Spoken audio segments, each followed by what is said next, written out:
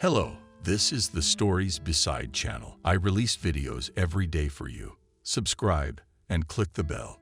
Charles, or simply Charles, as he had been called for about 15 years, was walking slowly through the winter forest. There was a hard frost. The snow clinked under his feet, and it was rapidly getting dark. Soon the nightlife would soon begin in the forest. The elderly man had worked as a forester for almost half a century. Nearly 47 years is a long time. Charles liked his work. He loved the forest from childhood and understood that trees soothed him, gave him strength and energy. You could trust them with any secrets. Charles did so in his younger years with any offense, with any worry. He flew headlong into the thicket to tell a birch or a dream about his trouble. And those silently listened, sympathetically shook the crowns, and as it seemed then, to little Charles, they comforted the boy in their own language, which few people understood. Charles also loved animals. He fed forest inhabitants, spent hours watching the life of squirrels or birds. But Charles did not get along with people. Unlike trees and birds, they did not understand him, considered him strange, stupid, and lazy. Even his own parents scolded their son dreamily and thoughtfully for not helping much with household chores. Peers never accepted Charles in their company, and the boy did not want to. He was much more interested in the measured and fascinating forest life. There was no place for envy, lies, sycophants, that everything is as honest and logical as possible. And Charles chose a profession to match his character. Became a forester to live in a forest gatehouse, to look after a confident plot, constantly hear pleasant sounds familiar from childhood. At first, the man could not believe his happiness. Charles did his work well. Even now, being already old, the man did not want to leave his post, as he would have to return to the village again, and there was nothing and no one there. Charles never married, never had a family, which, by the way, he never regretted. Despite the prophecies, acquaintances and relatives of his parents have long been gone. Brother and sister moved to the city. There are, of course, in the village acquaintances, neighbors, but communication with them is tiresome. Charles had to pretend to be interested, listening to boring things, giving a nod. The man didn't like all that. The woods beckoned to him as strongly as ever. That was why the older man was still in no hurry to part with his position. Now he had gone out before going to bed to inspect Charles's controlled possessions. He had already made his evening rounds this evening, but he had a feeling. Something was definitely wrong. Uncharacteristic sounds and phenomena disturbed the forest. The night birds had sounded earlier, as if they had been frightened away. The trees were making strange noises. No, we should go out and survey the area. In so many years of forestry, Charles had learned to trust his instincts.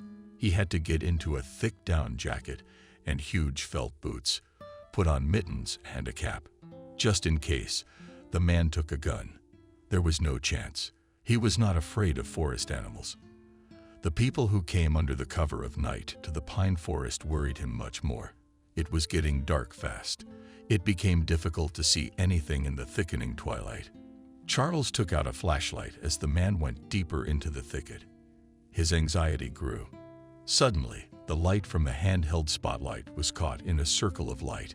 It looked too unnatural against the pure, snowy blanket of chest-deep tracks.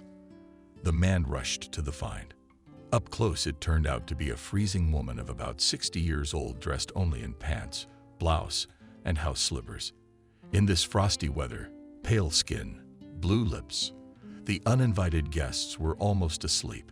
Another 10 minutes in this cold, and that's it. It'll be too late to do anything. How did she end up in the middle of nowhere? You don't just wander in here by accident. And why is the woman so lightly dressed?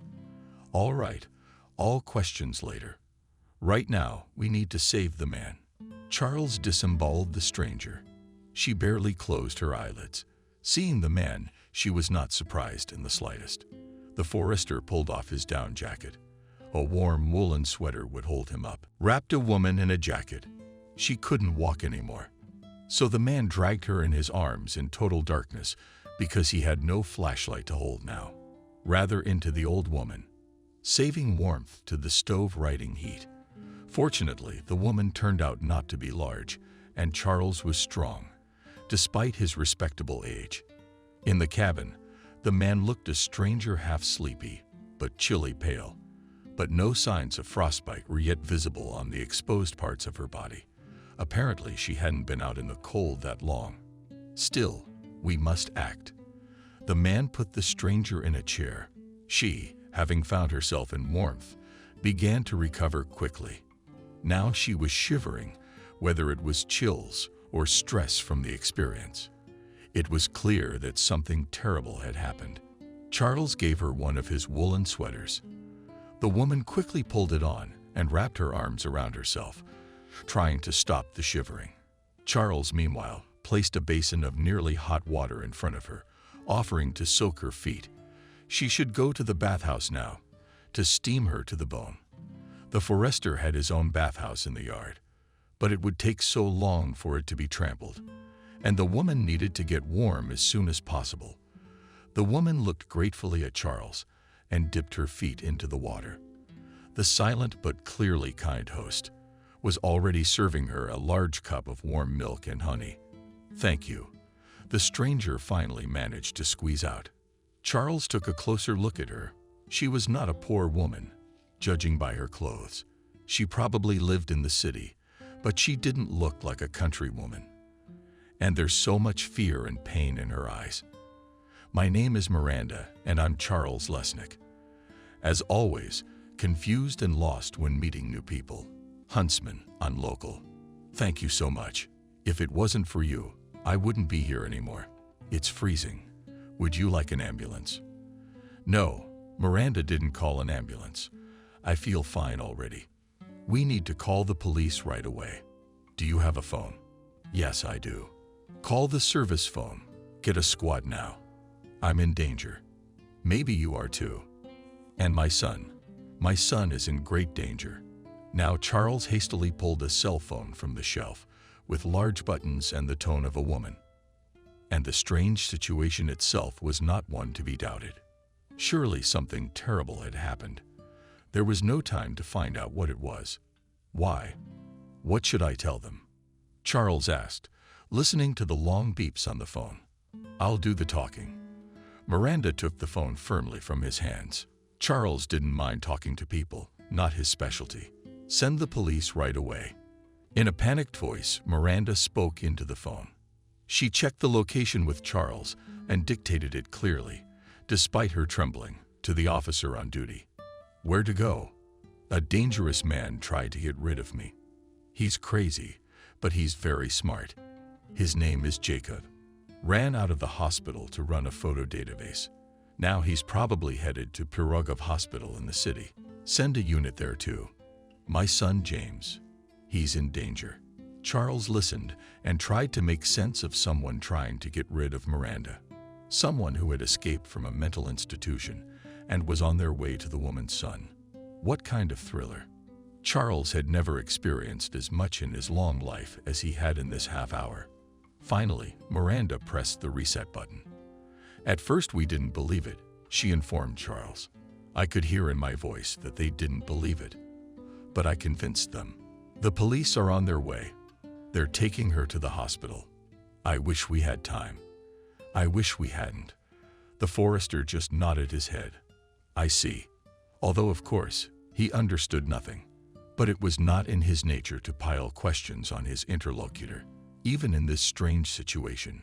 Charles silently sat down at the table and began to fix the large moldy basket. Physical labor always calmed him down. The woman began her story by herself. It was a long confession, and Charles was the perfect listener. He listened to every word and never once interrupted. He understood that I needed to speak, and it was interesting, of course, how she found herself at night in the forest without outerwear and warm shoes. Miranda grew up in an ordinary Soviet family, a mom, a dad, a younger brother. At school, the girl studied diligently, but did not have stars from the sky. A solid heel. Miranda also studied at a music studio, mastered the piano. That's what her parents wanted. The girl from an early age tried to meet the expectations of mom and dad, so after the 11th grade, she entered the pedagogical college. Parents wanted their daughter to become a teacher in due time.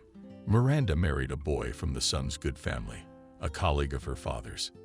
The parents on both sides were happy. They helped the newlyweds get a separate 2-room apartment. Miranda felt quite happy in the marriage. Mason turned out to be an attentive and caring husband, an interesting conversationalist, a reliable friend. Young people studied, worked, traveled, met with friends. Everything was good, just wonderful. But a couple of years after the wedding, the parents of the husband and wife began to demand grandchildren. Mason also dreamed of a child, and Miranda herself already felt that she was ready to become a mother, but nothing worked out. Years went by, and the cherished pregnancy did not come. This overshadowed the happiness of the young family, made it incomplete. Peers have already brought up babies, many more than one. But to them, the stork was not in a hurry. Of course, the spouses examined, but whether the medicine at that time was not at the height, or whether there was really no reason. Only they did not find any abnormalities in either Mason.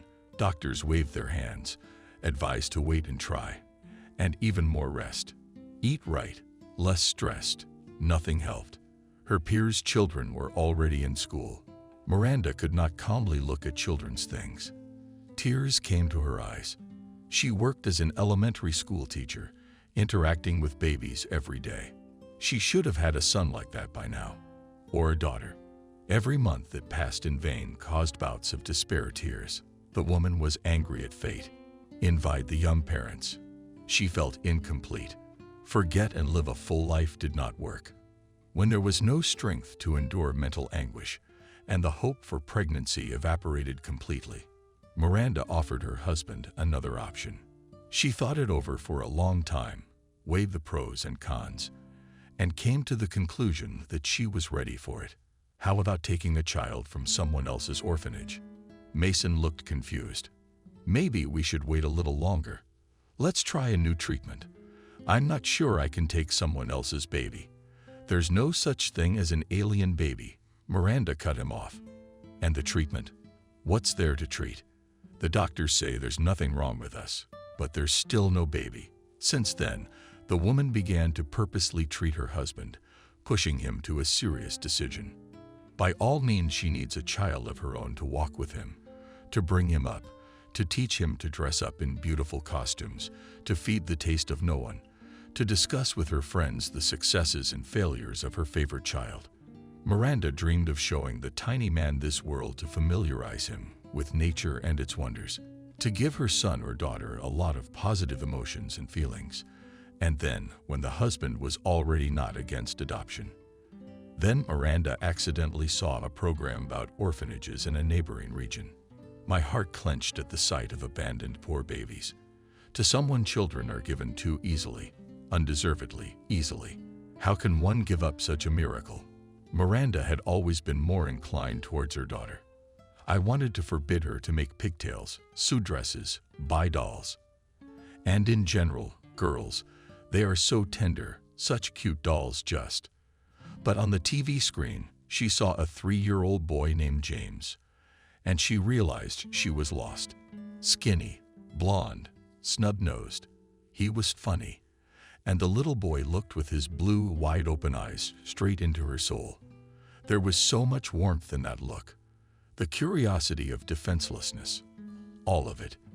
And she didn't want to take that boy into a family as soon as possible. James, you need the warmth and care of a family right now. The thought that in the orphanage this baby could be abused made me sick. That evening, Miranda was able to finally convince her husband that they absolutely needed a foster child. Mason finally agreed, and the next weekend the couple drove to the neighboring region, to the same orphanage where James lived. Miranda arranged in advance by phone to meet with the baby at the same time and asked about his health. It turned out that James is surprisingly trouble-free, and the baby. Strange, of course. Why such a handsome and healthy baby is still not in the family. Miranda had studied the issue of foster parenting and understood perfectly well behind such gifts usually clue. Apparently, They were just very, very lucky. It's fate. But in the orphanage, it became clear why such a beautiful, healthy child has not yet found parents. True, not immediately, but only after the acquaintance with the baby took place. James at first looked at Mason and Miranda warily, but with curiosity. In the first minutes, he did not want to take their presents, but then he got bolder, got used to it. Every minute, Miranda fell in love with the boy more and more. She liked everything about him: his facial expressions, his gestures, his voice, even his smell. So familiar, so his own. Mason melted too.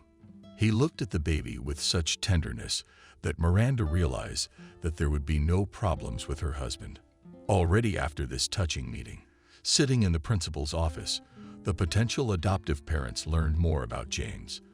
It turns out that in the same orphanage as brought up in his older brother, 4-year-old Jacob, the boys were born to a very young, but already hard-drinking mother, who their father, or rather fathers, are unknown.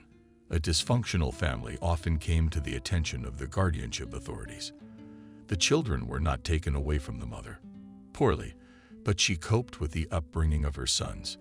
And then a terrible thing happened. The mother of the kids, during another drinking binge, died at the hands of a cohabitant. The children at that moment were in the apartment. They were sleeping in the next room.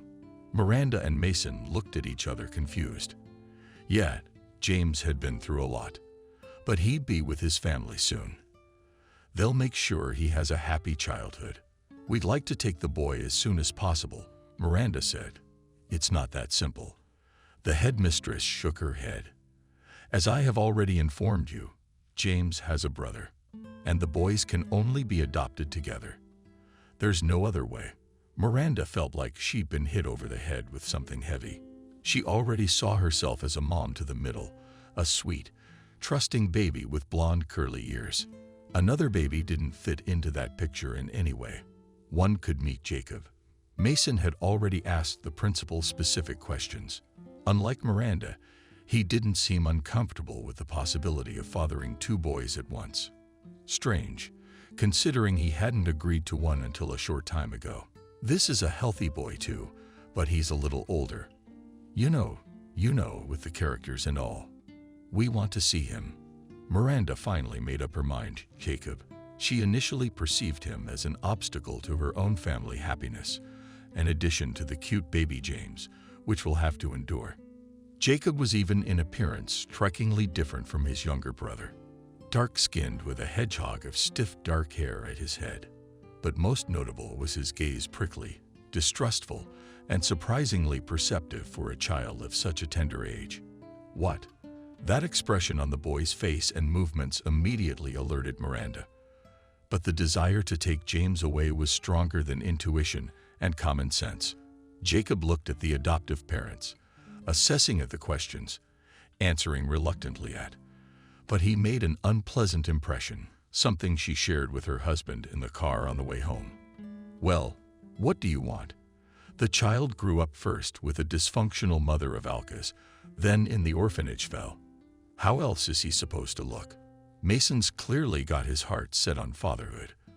The thought of having 2 sons in their family opened him up.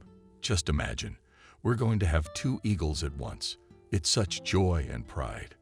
2 brothers, 2 friends. It's so powerful. Always considered brothers, by the way. Miranda didn't share her husband's enthusiasm. Something about Jacob alarmed and repulsed her. She wanted to take from the orphanage only one James, sweet native baby. But that was impossible. Either 2 or none. And that's how Miranda and Mason came into the family. 2 sons at once, 4-year-old Jacob and 3-year-old James. The parents prepared for the boys' arrival by designing a spacious nursery for them. Finally, Miranda was not in pain, but excited about shopping in children's stores. She bought her sons a whole mountain of toys and books, bedding with cars, cozy, warm, bathrobes, a lamp in the form of Mickey Mouse. The joyful clutter before the arrival of my sons was exhilarating and positive. In the end, Miranda convinced herself that it was great. Having 2 children in the family at once, the boys would have a lot of fun together. Still, the age difference wasn't that big. The The children were adapting differently. James was curious and followed the territory, looking for contact with his new parents. And Jacob was quiet. For the first week, he was frozen, sitting on his bed, cuddled up with his teddy bear. He could stare at the same spot for hours. He wouldn't respond to requests. He'd answer questions with one-word answers and barely ate anything. It turned out that it was the calmest period of life, grown twice in the family, because then the eldest broke up in full force and showed his true temper. It all started with messing things up. Jacob once just took a felt-tip pen and painted fresh wallpaper in the nursery. It was a shame about the repairs that had been made, but she understood the boy's behavior. After all, he's a child. It's inherent in children to spoil things. They learn from their mistakes. Miranda had a long talk with Jacob. She didn't scold him, didn't rebuke him. She simply told him why he shouldn't draw on the wallpaper and why he should keep his home safe. The little boy, accordingly, nodded attentively, looking into the eyes of his foster mother, and that same evening painted the walls in the hallway, hall, and kitchen. When she demanded an explanation, Jacob only smiled enigmatically. From his look, the woman realized the boy had done it on purpose out of spite. More to come. The painted wallpaper was just a flower. Broken appliances, broken dishes thrown out the window, notebooks that Miranda took home to check. It was as if Jacob had a specific goal each time to piss Miranda off. If the woman held back, blaming the unacceptable behavior on the stresses of adapting a child, the boy did something even more impressive. Mason assured her that everything could be fixed with love and care, as if Miranda hadn't tried. She always bought toys and candy for both children.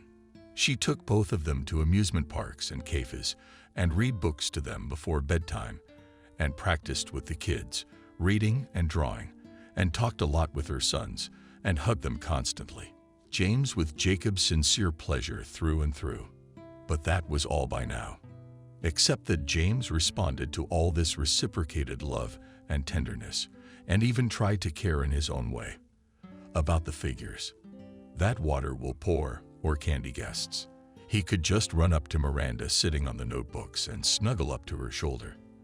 At such moments, the woman's heart melted with tenderness. Jacob, on the other hand, seemed to have no feelings for his adoptive parents. The complete indifference in his eyes was sometimes replaced by anger and irritation. No matter how much Miranda tried to make the boy feel comfortable, no matter how much time she devoted to him personally, it was all in vain. It was like hitting a concrete wall with your head in kindergarten. Jacob was only there for 6 months. He behaved there just disgusting. He insulted children, was rude to educators, threw food, and enjoyed the effect. Soon there were complaints from teachers, and then parents collected signatures for Jacob to be transferred to a special kindergarten. But he realized the child has obvious problems. He needs a special approach. Correctional kindergartens have specialists who know how to work with such kids. A garden for the mentally retarded. This suggestion angered Miranda to the core. Jacob grew up a very intelligent child, grasping everything literally on the fly, despite his terrible behavior. No, Miranda couldn't let Jacob go to an institution. To live with the wolves is to howl with the wolves. The woman was convinced that the environment would have a negative effect on her eldest son. There would be a setback in development, and nothing good would happen. But even in a regular kindergarten, with such an attitude, educators, administration, parents, the boy to leave is not the case. The spouses consulted and decided that Miranda will temporarily leave work and will be engaged in children, will pay special attention. Jacob will become for him a mother, educator, and teacher in one person. And then, when the boy would recover, Miranda would return to school. This decision was hard for the woman. Still, she loved her job very much. But the children were more important, especially since they had waited so long for them. Now she was with Jacob in a 24/7 mode. It was very hard. The boy invented new ways to drive her crazy, and he was good at it. When his mother got used to the next antics and stopped reacting, he would find her next sore spot. "You're fat. Jacob said with a cheeky grin to Miranda as she tried on a new sundress in front of the mirror. "Fat, and you stink." Then she was taken aback. The child's words hurt her heart. A little later, the woman remembered that she had recently talked to a friend on the phone about dieting. Miranda was planning to lose a couple of pounds for a summer trip to the sea. Apparently, Jacob had overheard and was now using that information to hurt her. No, if Jacob needed something, he could find a way to approach the parents and get his way. Especially effective his charms worked on Mason, who sincerely pitied his eldest son, considered the problems with his behavior as a consequence of psychological trauma and allowed him too much. Cartoons till 2 o'clock. Yes, please. Tomorrow's a day off anyway. And Jacob is so sweetly asking to play a computer game for an hour. Okay, I can have chocolate cake instead of a full lunch at the request of the older nobody. Okay, you can indulge once in a while. Miranda was getting terribly annoyed by all of this. She tried to keep Jacob in line. If the boy does not perceive Cares's kind attitude, then at least the training should work. But she didn't meet her husband's understanding. You just couldn't love him. Sadly shook his head husband in response to another request of his wife to be more strict with his eldest son. "I'm sorry, but it was obvious that you liked James better." And the behavior? Miranda was on the verge of despair. "You're at work all day. I'm the one fighting him. You just don't even see what he's doing. What's the behavior? Yeah, he messes things up. He doesn't listen. All the boys do it. Especially since he's injured. Don't forget the conditions Jacob had to spend the first few years of his life in." But soon Mason had to admit there was something wrong with Jacob. The boy, who at the time of his adoption was going to the bathroom, suddenly started wetting the bed at night. At first, the parents thought it was the result of an illness, and the child was not to blame. But then it turned out, Jacob definitely does wetting on purpose. How else to explain that every morning put under the sheet client lay on the floor? And it was the mattress, which is almost impossible to clean. He couldn't have done all this in his sleep. Miranda tried to get through to Jacob, find out the cause of his new problem. But as always, to no avail. "Is this your way of attracting attention?" the woman asked, looking intently into the boy's expressionless black eyes. "You are already 70 soon to go to school. Aren't you ashamed? Tell us how we should behave so that you don't get angry." Jacob only smirked. And this cheeky smile was another proof that the kid can control himself quite well. He deliberately pisses off his foster parents, angers them, as if he's getting revenge for something. Except for what? For being taken from the orphanage. They bought a lot of nice clothes and toys and take them to the sea. Good food. For not having to leave his job for him. James attended his group faithfully, made friends at the daycare center, and didn't have to study with Jacob at home. And it was hard, thankless, and very unpleasant labor. Mason disappeared all day at work and could not fully understand his wife. Soon Jacob had another favorite pastime of embarrassing his parents in crowded places. It could happen anywhere, on a walk in the park, in the store. Jacob suddenly began to demand something that is obviously impossible to fulfill. For example, to pet an elephant in the zoo or ride a helicopter. Having received a refusal, the kid threw a tantrum, and even what his own on the ground or floor convulsions, and tears, loud cries. Of course, the surrounding people were not indifferent to these scenes. Stopped, looked, something to advise with condemnation, looked at, blushing. Their parents, who could not bring up the child normally. The boy grew up, became smarter, and invented more and more sophisticated ways to influence his foster mother. Jacob began to hurt everyone Miranda loved. It all started with the family's favorite cat, Old Lady Moose. At first, Jacob just beat her by dragging her tail. Poor thing, accustomed to love and respect, did not know where to hide from the little tormentor. Punishments did not help. Jacob continued to abuse the cat. And then he cut her hair, or rather, lined her fur with ugly masculine privates. Apparently, the poor animal lashed out in the process, because there were cuts all over her body. Or maybe Jacob hurt her on purpose, That would not have surprised Miranda in the least. That's when the woman was first really scared. There was a vicious, unknown creature living in the apartment with them. He's already picked up a pair of scissors. Who knows what will come into his head next time? What else? Jacob had also started to hurt James.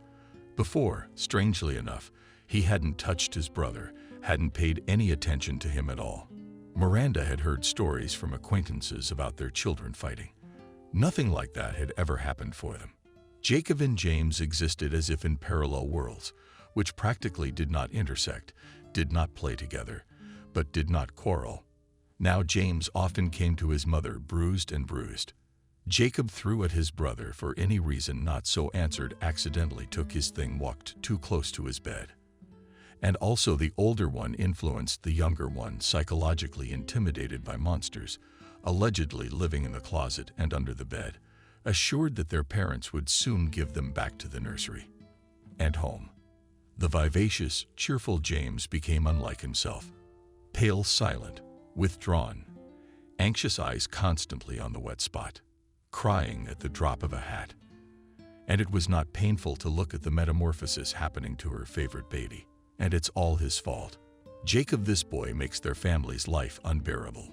On purpose. How Miranda hated this evil creature. How disgusted was she by Jacob's hovering voice. Miranda had been meaning to take her eldest son to a doctor for a long time. His behavior was becoming increasingly abnormal and frightening, but she was in no hurry to see a doctor. If the child is put on the register, it could affect his future life. Although she does not have any warm feelings for Jacob, she still feels responsible for him. But the incident with the cat has shown that they can't wait any longer. They are all exhausted by Jacob's behavior. Mason has a heart condition. He doesn't need this kind of stress. And James, on the development of Happiness Brothers' antics, are clearly not good. No, we can't go on like this. Miranda made an appointment for her son. She waited with bated breath for a consultation with one of the most experienced pediatricians in the city. Maybe a miracle would happen and the doctor would prescribe pills that would solve the problem once and for all. At the appointment, Miranda marveled at Jacob. He was suddenly transformed beyond recognition. On the chair in front of the old woman in a white coat sat a focused, serious boy with impeccable manners. All the things that Jacob told Professor Miranda before the examination did not get involved with this sweet, obedient child. The doctor talked to the boy for a long time, asking questions, asking him to talk about his hobbies and pastimes. Jacob answered in such a way that Miranda did not recognize the elder. First of all, it turned out that the son has a competently well-arranged speech. He has a virtuoso voice. He also seemed to have an innate gift of persuasion. It was a maximally adequate brought-up child, not priceless. Deprived of peace, the whole family, the doctor suggested Jacob undergo some tests. Over the boy's shoulder, she peered at his work and nodded to herself as if she saw confirmation of conclusions already reached. Then the doctor, with an affectionate smile, asked Jacob to step into the playroom. "Well," she said, looking sternly at Miranda, "it is clear to me. The child is absolutely healthy and even more, ahead of his peers in intellectual development. But the child is in constant anxiety. He is in permanent stress. And it's all about jealousy. You seem to separate your adopted sons. Do you love one? The Jacob you've never been able to accept. The child can sense that. That's not true. It wasn't important to prove to this woman professor that Jacob and their whole family needed help. I do a lot with Jacob. I quit my job for him. And he does terrible things. I'm starting to fear him. Your motives are perfectly clear to me." The doctor's voice became icy and hard. "You took 2 boys from an orphanage, but you miscalculated your strength. Now you need a doctor's note, so that with peace of mind to give the older child back to the orphanage, and at the same time, so that your youngest favorite is not taken away. They say the orphanage administration lied, hid the diagnosis. You know how many of you Parivis are like that. You're wrong. She's already realized she can't get any help here. I'm right. But you should have realized before you adopted kids that they're not kittens, Miranda returned home in the darkest of moods. She had so much hope for this doctor's appointment, but it looked like there was no way out. Jacob continued to be the model boy for a while longer. For some reason, this discovery may have frightened Miranda more than pleased her. Jacob is not just a sick child who throws tantrums and can't control his behavior. No, it turns out he is. He has a masterful way of handling himself, of getting people to like him. It's so weird. I mean, he's just a kid. He's only starting school this year, and he's already so talented at acting.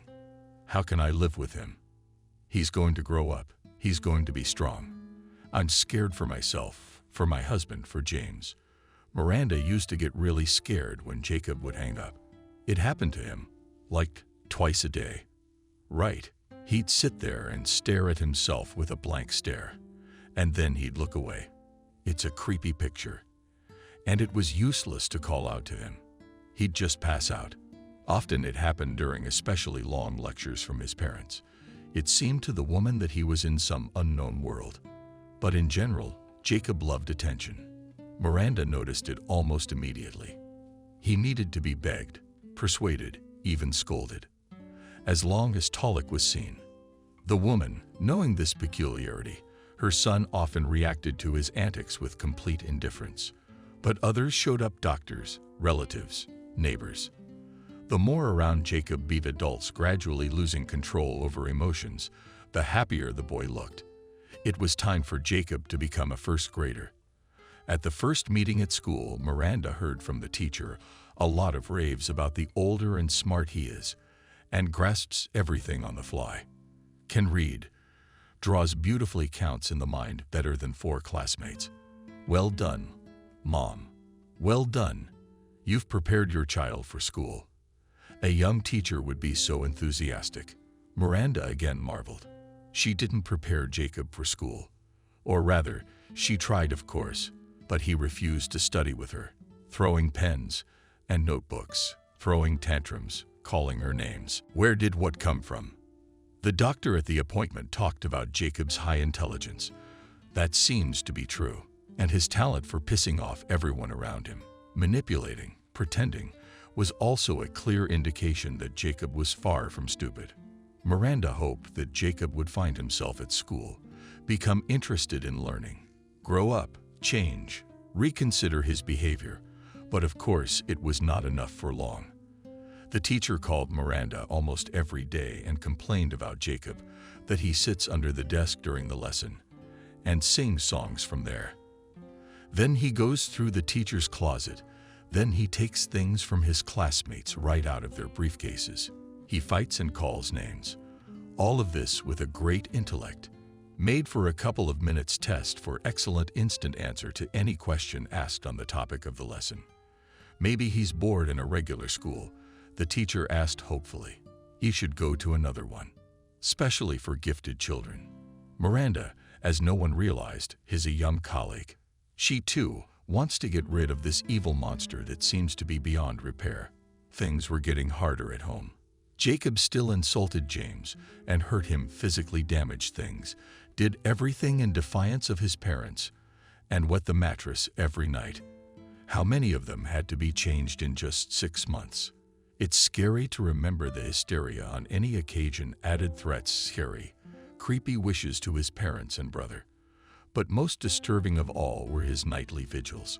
From the very beginning, Jacob slept very little, took a long time to fall asleep, woke up before dawn, and wandered around the apartment, lighting the gas, rattling pots, and loud music. It was unbearable for everyone at home. Toward the end of first grade, the teacher's council decided to send Jacob to the doctor. Miranda rejoiced. There was no getting away from her now. Jacob had made a mistake and shown his true colors. The school could not ignore the statements of teachers and parents of his classmates. So Jacob was given a certificate of diagnosis. For this, it was necessary to lie in the hospital several times. The boy was recommended treatment and home teaching. Miranda hoped that the pills and treatments would perform a miracle. Jacob's behavior would change, and it would still be possible to grow a normal person out of him. But dreams of a happy future were not to be realized. The treatment had an effect. Now Jacob at least slept well at night. But overall, things got worse. From the medication, the boy became something for breaking, something like a zombie. And this state made the boy angry. He hated the pills, hated his parents forcing him to take them, angry at the world for taking him out of school. Now the teachers were coming to his house, and Jacob had so many potential victims in his class of as many as 30 classmates. And how fun was it to bully them, to manipulate them? And now what? Only a mother, long accustomed to the antics of a troubled son, and therefore does not give the necessary emotions. Miranda increasingly thought about returning Jacob to the orphanage. This child is severely diagnosed. When she took him in, she didn't know anything about it. So it makes sense.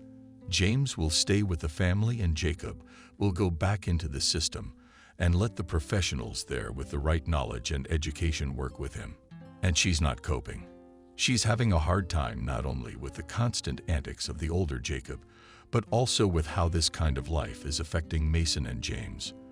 The woman was afraid to admit it to herself, but she hoped that one day her eldest son would simply not come home, run away from a walk, go away with someone, or he would be taken away.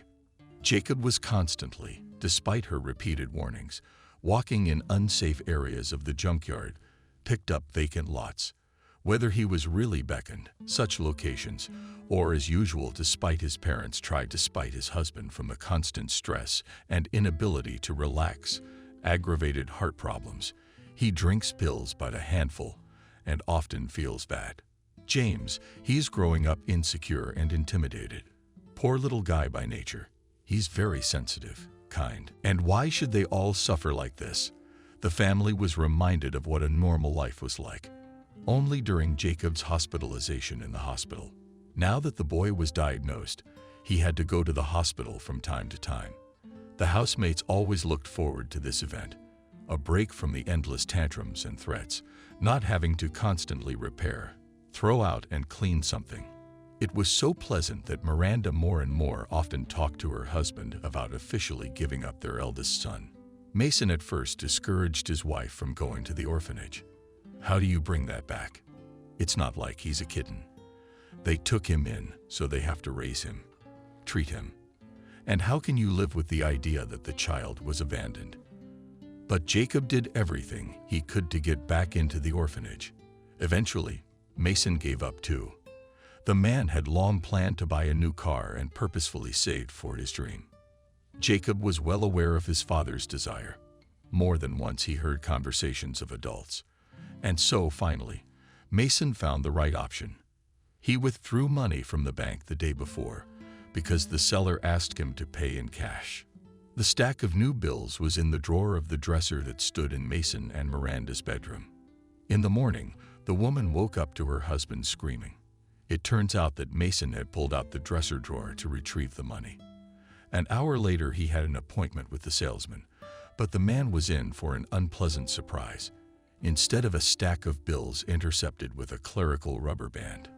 In the drawer, he found a piece of paper on which was drawn a mockingly grinning face of Mickey Mouse Jacob. There was no one else to take the money, and he was the only one in their family who could draw so professionally. Miranda tried to send the eldest to an art studio, but Jacob, who had an undoubted talent for drawing, flatly refused to attend this institution and rushed to Jacob's room. He was already awake, sitting on the bed, grinning grimly, and seemed to be waiting for his parents. "Where is the money?" strictly asked the father, gently shook his son by the shoulders. "What kind?" Jacob, as always, pretended not to understand what he was accused of. But the boys gave off a cheerful sparkle in his dark eyes. He was clearly enjoying the situation. His parents' emotions were like chocolate candy to him. "The ones I put in the drawer. They're in vogue, and I plan to buy a car to take you all to the sea. That reminds me." Jacob owned the situation 100%. He got on his parents' nerves, got them emotional. That's a lot of mature behavior for a man 8 years old. "Where's the money?" Mason repeated his question. He tried to appear calm, but Miranda could see that the man was on the verge of a breakdown. Even his lips were beginning to sit up. No wonder. The spouse had been saving the necessary amount for so long, saving from his salary bonuses. He's been dreaming of a new car for a long time. You know, Daddy, the money burns and crunches so well. And the flavor is magical. I made a fire like this yesterday in the vacant lot. It's beautiful. Did you burn all the money? Mason is rapidly turning pale. No, not all of it. At first I bought myself 6 popsicles, but I threw half of them away. Mason turned silently and went into the bedroom. Miranda hurried after him. She could see that her husband was becoming unwell, physically ill. Her spouse walked swaying and suddenly settled to the floor, slid right down the wall, not wasting a second. Miranda dialed the ER phone. Mason was having a heart attack. The problem had been brewing for a long time, and the stress of the morning had triggered the attack. The paramedics got there just in time. They took him to the hospital, put him in the ICU. 24 hours. Miranda lived, flinching with every phone call, afraid it was from the hospital with sad news. James was there all the time, hugging and comforting, even though he had tears in his eyes. He was very worried about his foster father, whom he loved sincerely and wholeheartedly. Jacob was in a good mood and continued to grate on his mother's and brother's nerves. For example, he asked questions about funerals and talked about the dangers of heart attacks. Miranda tried not to pay attention to the boy. Luckily, it all worked out. Mason pulled through. Doctors said that the man should be more careful to lead a healthy lifestyle. Take a lot of walks, if possible, avoid stress. But living with Jacob was one big stressor in itself. So Miranda made up her mind. She wasn't going to risk the health and happiness of her loved ones for a man who would never appreciate her efforts. Jacob will go back to the orphanage, and that's it. Of course, it's not an easy decision. After all, the boy has been in their family for 4 years. He has so much invested in him. Miranda is attached to the boy, but we can't drag it out any longer. First, the woman traveled to the orphanage alone. Mason was still in the hospital and got a meeting with the director. It was the same woman who had once talked to the spouses who were enthusiastic and determined to be happy foster parents. Yes, the situation is complicated, the woman summarized after listening to Miranda's long story. So the boy has a diagnosis after all. Poor kid. His childhood with an alcoholic mother did not pass without trauma. Maybe it's not the trauma. James grew up in the same family. But he's a perfectly normal kid, friendly, helpful. With his own problems, of course, but nothing like Jacob. The eldest is a monster. He made our whole family's life a living hell. Of course, you have the right to return Jacob to our facility, especially since he has a diagnosis that you didn't know about when you adopted him. The poor kid's been through so much, and he's back in an institution. Miranda suddenly realized she was being manipulated. The director's clearly trying to appeal to pity, appealing to her conscience. But no, she's not going to get away with it. James went through the same thing. But he's a normal kid. It's some kind of congenital abnormality. Didn't you examine the kid before you offered him up for adoption? Not everyone's ready to raise a sick kid. So yeah, it's not congenital, it's just Jacob. He saw it all. He watched his mother die before his eyes at the hands of a lunging roommate. Hence the problems. Miranda was stunned. It was scary to imagine such a thing. She had long felt nothing but disgust, mixed with fear for Jacob. But now suddenly she felt insanely sorry for the boy. Only it didn't matter anyway. Jacob didn't belong in their family. She had tried. She had fought for 4 whole years to get her eldest son to behave normally. But it's all in vain. His behavior is becoming increasingly dangerous. He clearly needed a special professional approach. Miranda tried to put the day they returned Jacob to the orphanage out of her mind, but it didn't work. The boy realized he wasn't being taken for another checkup. About halfway down the road, he recognized the road, though he had last traveled it as a child.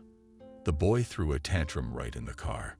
He shrieked at his feet, beat his whole body, insulted his foster parents with words that normally an 8-year-old should not know.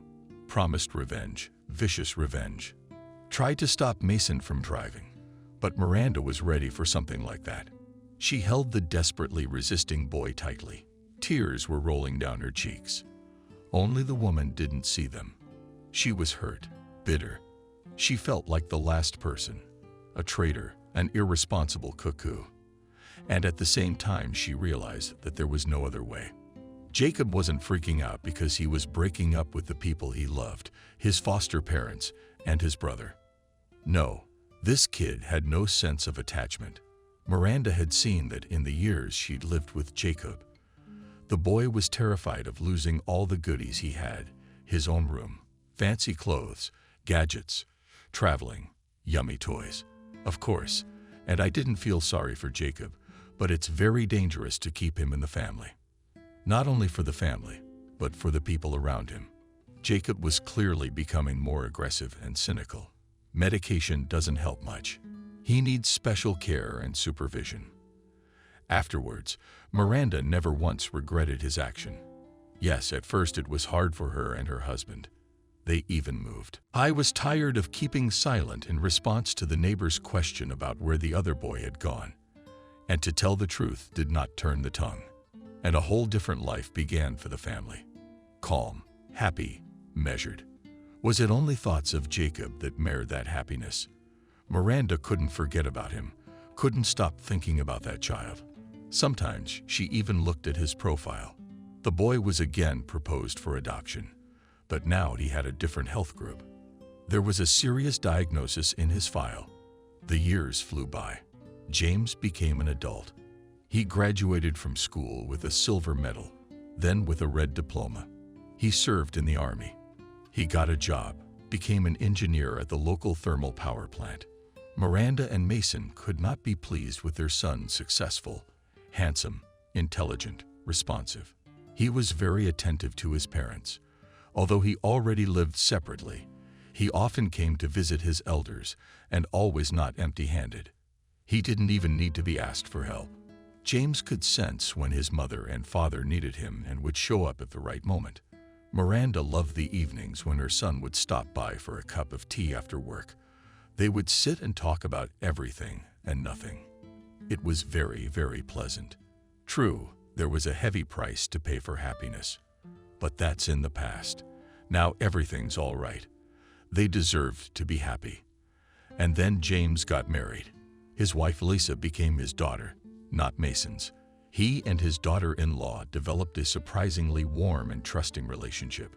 Now the traditional evening gatherings became even more fun and heartwarming. When Mason died suddenly of a heart attack, it was Lisa and James who pulled Miranda out of the darkness. Her husband's heart had been flooding from his youth, but still the woman hoped to face old age with her spouse. The children were there for her in her time of need. Looking at the couple, Miranda couldn't imagine what would happen to her now without James. What a blessing that once she and her husband decided to take a child from an orphanage, finally get out of a difficult condition. The woman was helped by the news that she would soon become a grandmother. Of course, it hurt that Mason didn't get to have a grandchild. He would have been a wonderful grandfather. Still, life had taken on new bright colors. An ultrasound revealed that the newlyweds were having twins, and a royal one at that, a boy and a girl. The due date was approaching. Miranda was visiting local baby stores in anticipation of the joyous event. Her closet already had an entire section filled with cute little things. For babies, these clothes would be enough for twins up to 3 years old, and then another stroke of fate. As if they hadn't had enough in their lives, James and Lisa were in a car accident. The son was badly hurt. They took him to the emergency room. Lisa had less serious injuries, but the impact was on her stomach and the babies. All in all, they were not saved. Miranda blamed herself for everything, thinking it was fate that was punishing her so cruelly. For getting rid of Jacob then, for not passing the test. Forensics showed that someone had deliberately disabled the braking system in James's car. An investigation was launched. Various theories were tested. The most likely one was that James' business competitors were suspected of the crime. Shortly before the accident, he opened his own business, and his business was going uphill, which did not suit everyone. James was rescued. He was now in a regular room and needed to stay in the hospital for at least another month. He would need several operations to recover. But Lisa was discharged quite quickly. Poor girl could not live in their apartment with James, where everything reminded of the loss. They had already prepared a nursery for the babies. Lisa went to her parents in the country. She needed a change of scenery. Miranda understood her daughter-in-law. Her heart bled every time she looked at the things she had prepared for her grandson and granddaughter. What to say about Lisa, who had lost her children at such a great age? Fortunately, nothing more threatened James' life. Although, of course, he still has a lot of healing to do. Miranda was very disturbed by the fact that the whole thing was set up. If it had been an accident, that's different. But someone intentionally messed up the brakes on the car. The investigation, of course, was underway, but for some reason Miranda did not particularly believe that the criminals would be found. James himself had no idea who had done it. He didn't even have a clue. It wasn't on a cozy February evening. Miranda was coming home from the hospital. From his son, James looked so lost, so depressed. He was taking the loss of his children very hard. And Lisa's condition was very troubling to him. The entryway was dark for some reason. It was as if all the light bulbs on the floors had suddenly burned out. That's strange. It had never happened before. The elevator wasn't working either. Must be another glitch. The lights are out. Miranda went up to the 7th floor, a little out of breath. What could she do? She's not a girl anymore. She opened the door with her key and suddenly felt a hard push in the back. The woman fell to the floor of her dark hallway, and someone almost invisible in the dusk was already locking the door from the inside. A chilling wave of fear rolled over her. She was close to panic at her apartment intruder. He's close by, and there's nowhere to wait for help. Blood led to the head. Her face became hot, and her hands and feet, on the contrary, suddenly turned into a haze. She tried to see in the darkness of the man who pushed her into the apartment, but only his silhouette stood out in the evening twilight. It was a man, tall, thin. But why is he here? What does he even want? The stranger flicked a switch and a warm light flooded the hallway. So the lights weren't out after all. And then Miranda finally looked at the named guest and recognized him. She recognized him, even though it had been almost 20 years since she had last seen him. Without a doubt, it was Jacob. The boy she'd once returned to the orphanage had grown up too. The same prickly look in his dark eyes, the same evil smirk on his lips. And that's when Miranda became even more afraid. She realized that it was unlikely Jacob had dropped by to see the woman who had been his foster mom for 4 whole years. He had come for revenge, as he had promised then on the way to the orphanage. "Hello, Mommy," finally broke the silence uninvited guest. His voice sounded quite friendly, even somehow soothing. Almost gently, Miranda got up from the floor and boldly looked into the eyes of her former foster son. "What does that mean? What do you think you're doing?" "I'm going to call the police now." "And that's unlikely." Jacob smiled. With a deft movement of his hand, he snatched the purse from Miranda's shoulder and shook its contents right onto the floor. The cell phone hit the tile with a thud. The man picked it up, twirled it around in his hands, and then it burst with a thud. The glass shards spattered in all directions. Miranda clamped her hand over her mouth. Sharp movements, impulsive actions. If before this scene it was still possible to hope for a favorable outcome of the meeting, then now Jacob's intentions were certainly not to be doubted. "You don't want to know how I've lived all this time while you, Daddy, and James have enjoyed traveling, socializing, outings, and holidays. I realize it's been hard on you, but I tried. I honestly tried to reach out to you. Only you did everything to spite me. The more I praised you, the more I paid attention to you, the more you crossed the line. Eventually, it just became dangerous to be around you. So you just got rid of me like damaged goods at the store." Not just on Miranda, suddenly on the swing of memory. She experienced again the bitterness and despair of those days. "We tried to treat you. Remember, you refused. You were angry with us. It just kept getting worse and worse. Believe me, it wasn't an easy decision to make, and it's been hard for me all these years to realize what happened. It's hard for you." Jacob's lips played that evil smirk again, and his gaze became hard and icy. "What do you know about what's hard? You want me to tell you more about it." Jacob. What Jacob is it scary to hear the truth. So in the orphanage I was bad, very bad. I was humiliated, insulted, tied to my bed at night, beaten, made to clean up after the other kids. I scrubbed toilets, changed stinky diapers, baby. It all made me very angry, and I got revenge. Revenge on them, on all of them. And Jacob started his story. He hated the caregivers. He hated everything about them. The hypocrisy, the cruelty, the indifference, even their appearance. In his mind, the boy did terrible things to them. But in real life, he lacked strength. But little Jacob could do small deeds. Took money from purses, staff, packs, adults' clothes, smelling ointment, tearing up reports and other documents. Of course, they caught him, punished him severely, left him without dinner, locked him in the basement all night, beating him and flooding him with more of this. It was their mistake. The adults thought they would make Jacob afraid, achieve his obedience by intimidation, but anger only empowered the boy. His head was filled with new plans, which he did not hesitate to realize.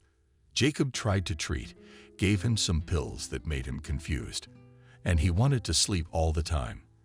The guy felt that he was getting dumber from these drugs, so he learned to hold them under his tongue and then spit them out. His behavior was getting worse. Getting into a new family was out of the question. First of all, he was old enough. Adoptive parents prefer kids under 5. In the second place, the diagnosis, which hinged on him past adoptive parents, a lifelong stigma. Anyway, after some time, Jacob was transferred to a specialized boarding school for children with mental disabilities, his mind solving problems for high school students. The boy was forced to be around mentally challenged teenagers all the time. It was quite an ordeal. True, the boy managed to intimidate the other pupils to such an extent that they all tried to stay away from him, even the strongest and most aggressive ones. It wasn't hard. Jacob always knew how to find the weaknesses of those around him. All this time, the boy imagined how his brother was living without him, probably bathed in the attention and love of foster parents. Those buy him beautiful clothes, gadgets, bicycles, and scooter, take him to the sea. They organize these birthday parties for the fairy. He's rolling around like a cheese in butter. And Jacob has to rot alive in such a horrible place. It's not fair. How he wanted to go home for revenge. Not Mason. And James, too, of course. For their betrayal, for their hearty, quiet lives, for all their joys. Before going to bed, Jacob liked to dream of meeting his foster parents. That sooner or later it would happen, the boy did not doubt. They will answer for everything. They will regret that they treated him so badly. Each time in his thoughts, Jacob dealt with a happy family. In different ways. I can't wait for this moment to come. For now, while the boy was still too young and weak to do anything about it, he would have to put up with modern inconveniences, but then everything would change. Jacob prepared himself, read the staff left behind, and newspapers and books, watched television. He needed to stay informed about what was going on in the world, so that later, having found freedom, not to be confused on the street, but to act clearly and organized. And the boy also practiced sports, doing push-ups, pull-ups on the bar, lifting dumbbells. Of course, the boarding school regularly held LFK classes, but it was not enough to stay strong, and Jacob could not afford to be weak. He had a goal, for which he steadfastly overcame all difficulties.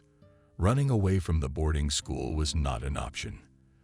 The institution was far outside the city limits and was surrounded by a high fence with barbed wire. But after 18 years, Jacob was transferred to an adult institution. The regime there was less strict. Here, the guy decided to prove himself on the good side. He liked to take people out. He literally fed off their negative emotions. But for the sake of the greater goal, I had to pull myself together and starve a little. Jacob knew how to appear adequate. When he became the perfect patient and best assistant to the staff, he'd move a cabinet so the cleaning lady could wipe the dust underneath it. He'd help a nurse carry a heavy tray of medication to the post. The boy never ceased to be amazed at how easy it was to hoodwink and manipulate others. Soon he became everyone's favorite. People smiled and complimented him. They marveled at his kindness and helpfulness. Jacob Delano was embarrassed, and he mentally insulted them, spit in their faces, beat them up. No one had any idea what was going on in his head. And if they did, they'd probably run as far away as they could in a panic, wouldn't they? 10 years went by like that. Jacob was gaining strength, coming up with the details of the plan. It was pleasant to think that the moment of meeting with the traders was getting closer and closer. Jacob's control weakened so much that he was even entrusted to meet at the gate a car carrying clean linen from the laundry. Jacob's duties included taking away and locking the gate. Jacob took on his new position in October and realized this was his chance to break free. He just needs to wait for summer so he can get out in warmer weather. It's easier that way. Soon the foster parents and James, the trader, would get their fill. The thought even took his breath away. Nothing pleased Jacob as much as the imminent meeting with a happy, prosperous family. They'd all be surprised. The man counted down the days to summer. His impatience was growing. A long-forgotten feeling, rage, anger, resentment surged back into his soul. And then he happened to see a report on TV about James's brother, a talented engineer who had recently started his own business. In the interview, the successful, handsome man willingly shared his experience, and Jacob was moved. He decided to quit the very next day, even though it was January. He couldn't wait any longer. They shouldn't live happily ever after. Just a few more extra months. No more. It was time to pay the price. During the night, the man in the balloon at the staff bag pockets also got into the cash register. He knew the code to the safe a long time ago. It was a good sum for an expensive meal. Sure enough, he had warm clothes. The state provided patients with coats, felt boots, mittens, and flowers, so there were no obstacles in his way. And so, having let the car out of the laundry in the morning, as usual, the man slipped out of the gate without anyone noticing. Here it is, the long-awaited freedom. To the city of 5 kilometers we'll reach in an hour at a brisk pace. Underfoot crunching snow on the heart sang. Nightingales' light frost cheered up. From the sky, the sun shone brightly. Happy Jacob was on his way back to the town where his foster parents and sibling lived. The thought that they were unaware of the approaching trouble warmed his soul. They would soon answer for their evil deeds and get what they deserved. But I don't understand.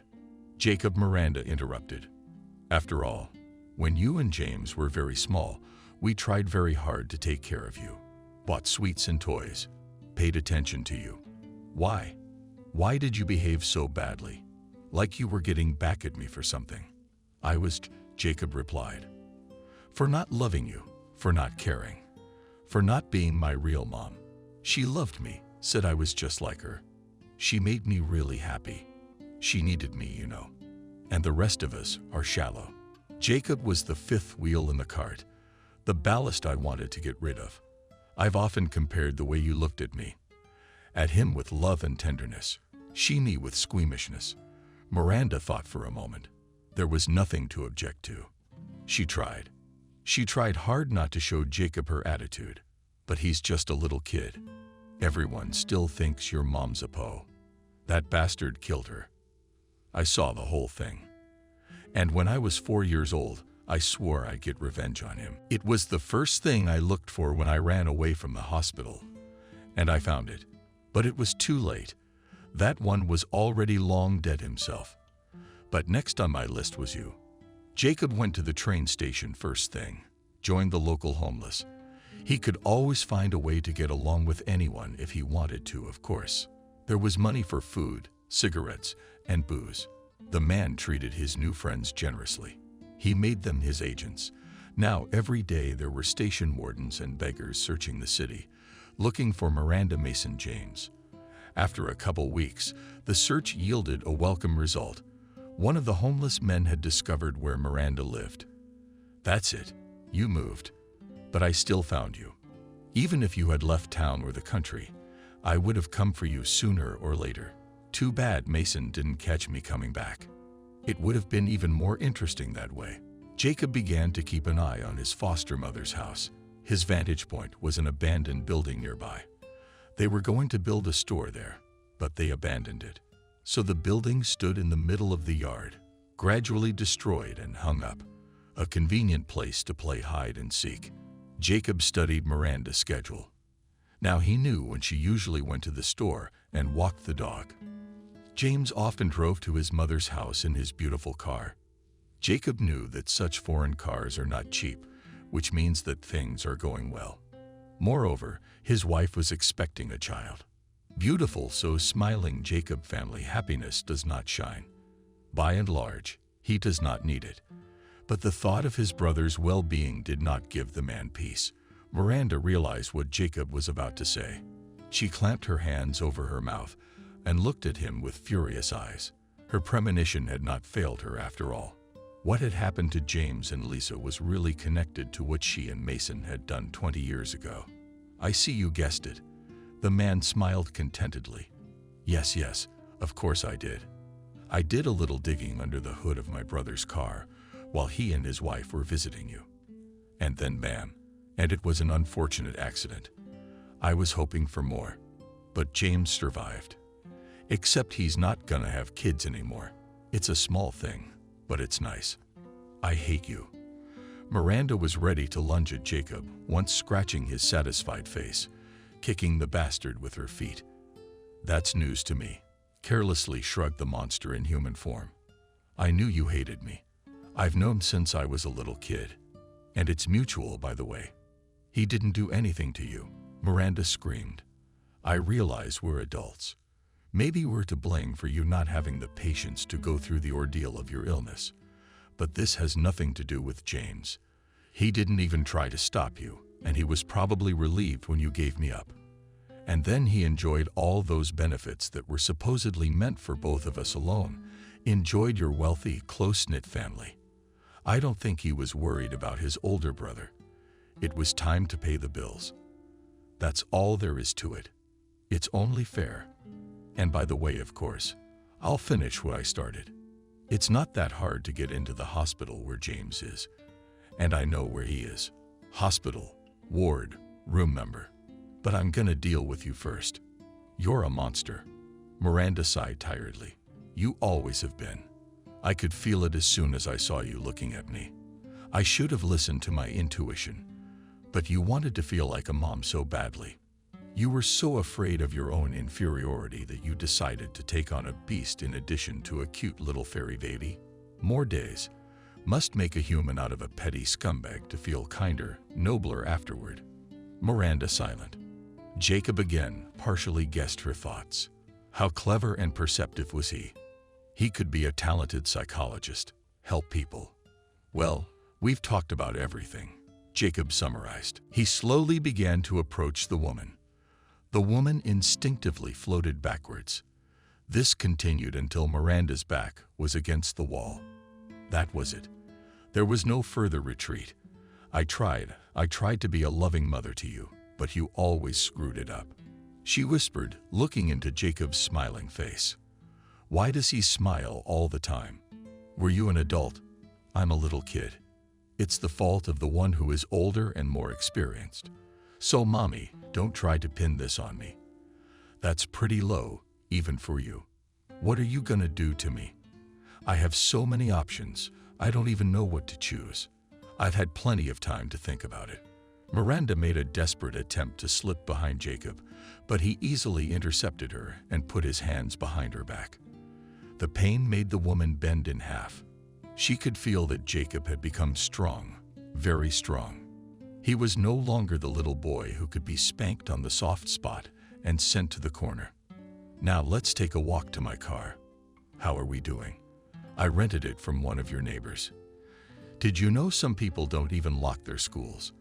Their brains think nobody wants a rusty thing like that. But what do we care what we drive? Don't we? Jacob, continuing to keep Miranda's hands behind her back, pushed her out into the entryway.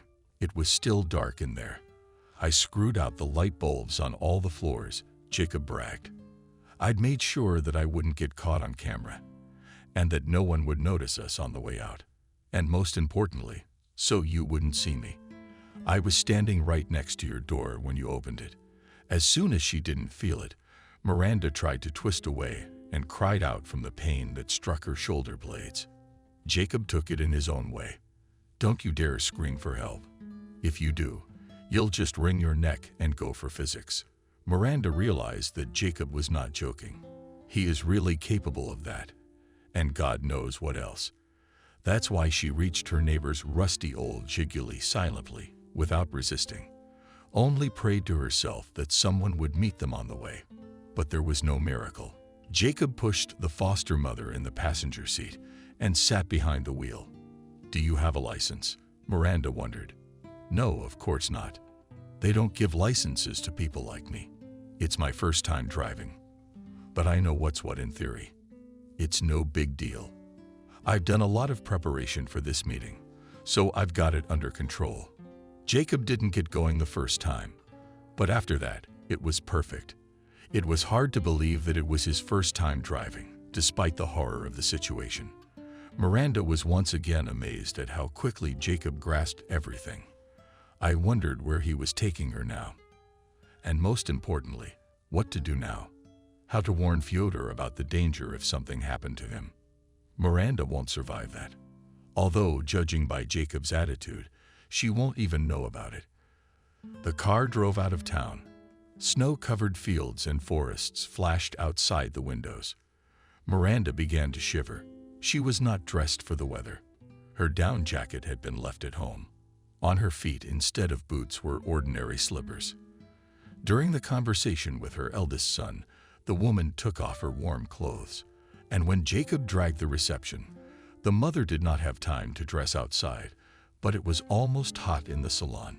I guess shivering is a manifestation of stress after all. Where are we going? Miranda asked. Jacob silently stared at the road with a concentrated and sidelong glance. It was the same way he sometimes did. As a child, it was the look of a deeply ill man, his diagnosis coupled with his high intelligence and lack of moral principles. Scary, heavy, not a pleasant person, causing disgust and dislike. He is simply impossible to love. And it was not hard to believe what Jacob said about his own mother. Allegedly, he was her favorite. But now something has to be done. Something has to be done to save James. There's got to be a way out. I'm sorry, Miranda suddenly blurted out. The phrase brought Jacob out of his daze. He turned to the woman with surprise, looked carefully into her eyes, and sighed heavily. I see you're trying to placate me, but in fact you don't feel guilty at all. You don't, do you? I'm sorry for being scared then, for betraying me. It's no use. Jacob shook his head. You'll all get what you deserve today. And then Miranda wondered, what will happen then? Where will you go? What will you do? Jacob's face suddenly contorted out of anger. The woman realized that she had hit his sore spot. It seems that the elder Nicky hasn't thought about the future yet, or is very afraid of it. He won't be now. I'm not gonna be James. You won't be happy for a while. You won't even have anyone to share your triumph with. No one will know how good you are. No one will appreciate the genius of your plan. No one will ever know. Jacob looked a little confused. Miranda understood. It was now or never. There was a small chance of salvation. Let me go, suddenly she begged. Let me go, please. No, muffled, Jacob answered. Now he looked resolved, as if he were thinking somewhere very far away. Let me go, let me go, let me go. But suddenly, it was like it was stuck. She said the phrase over and over like a mantra, like an incantation. Jacob suddenly stopped the car abruptly on a deserted highway, with snow-covered forests stretching on both sides of the road. The first stars were already shining in the sky. Miranda looked the man straight in the face. Now it was the same old Jacob grinning, collected, organized detachment and confusion. As gone as ever. Obviously, he had finally made a decision. "Well said, Jacob. Okay, you got it. I'm letting you go." Before Miranda realized what she had heard, the man opened the door and pushed her right out into the snow. For the second time that evening, she fell, hurt her knees.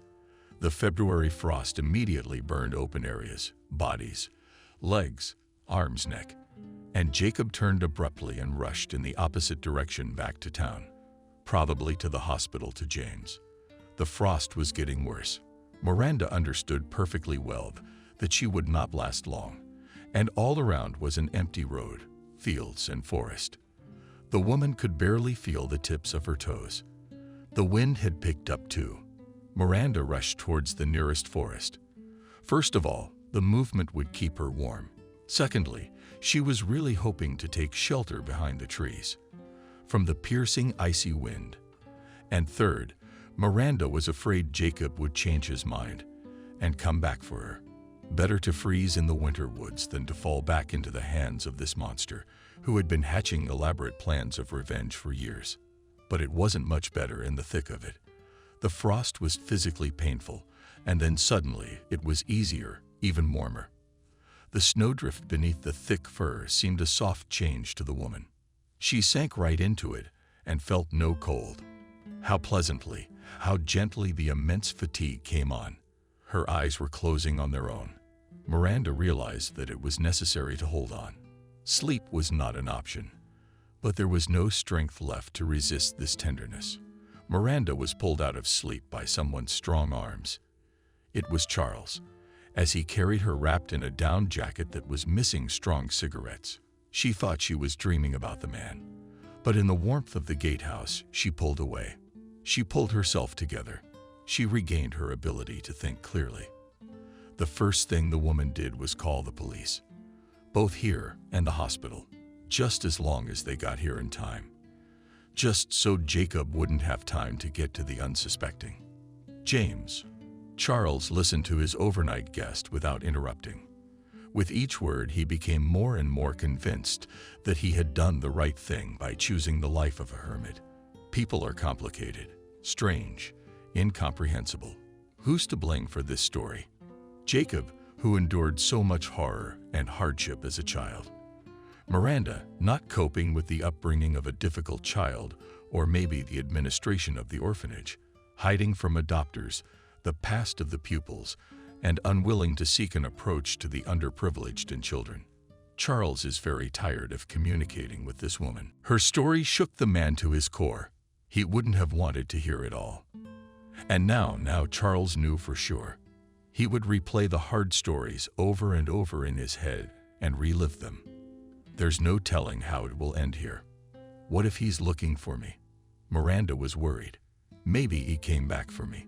Stumbled across my footprints, and then yours. I have a gun, answered the woodsman. But then he remembered that he had left it near the bathhouse. The man stood up and headed for the door. Miranda clung to him with a dead grip. Where are you going? Wait. Don't open the door. You don't know him. He could be lurking out there under the window, waiting. He'll do anything. It's a monster, a beast, a monster from hell. The man didn't argue. Miranda was clearly not herself right now. No reason to make her more nervous than she already was. And then there was a knock on the door. Quiet, even delicate. The woman flinched. There's a look of horror in her eyes. She turned pale, literally pale. Charles was afraid. Was she having a heart attack? There was another knock at the door. Miranda silently rolled to the far corner. Charles felt the icy hand of fear clutching his heart for the first time in years. Who was now standing on his old lady's doorstep? Could it be the police who were just about to arrive? Or the revenge-hungry Jacob? The courage to ask the simple question of whose there was somehow lacking. Open the police. A confident male voice finally sounded. Charles and Miranda looked at each other. The fear had not yet receded. Who knows, it might be Jacob trying to lure them outside. But then a second voice joined in, announcing the rank and name. There was no doubt left outside the door. Really police officers. Charles swung the door open. 4 uniformed men entered the house. "You found Jacob," grabbed him. Miranda pounced on the intruders with questions. She sounded desperate. "No." The oldest of the group shook his head negatively. "But we've put out an APB and sent a unit to the hospital. You're all right. You're not hurt. Do you need medical attention?" "No," Miranda exclaimed. She began to shiver again. Charles saw how fear for her son made the woman's voice break and her whole body shudder. He threw the plate over Miranda's shoulders. Maybe that would help her shiver a little. "In that case, you need to come with us to the station. Sign some papers, give a statement. And you too, man. Are you a witness?" "I didn't see anything. I just found her in the woods," the forester explained. "Let's go through," repeated the policeman. "All right," the man shrugged. He had no idea how he could help the investigation. But if he had to, where could he go? And another thing. Charles realized that Miranda needed his presence. She was close to hysteria.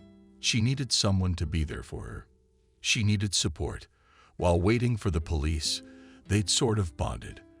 The woman told him her whole life story, a very complicated story. At the police station, they were taken to different rooms. Charles was asked questions. They asked him the smallest details about the moment when he found Miranda in the forest.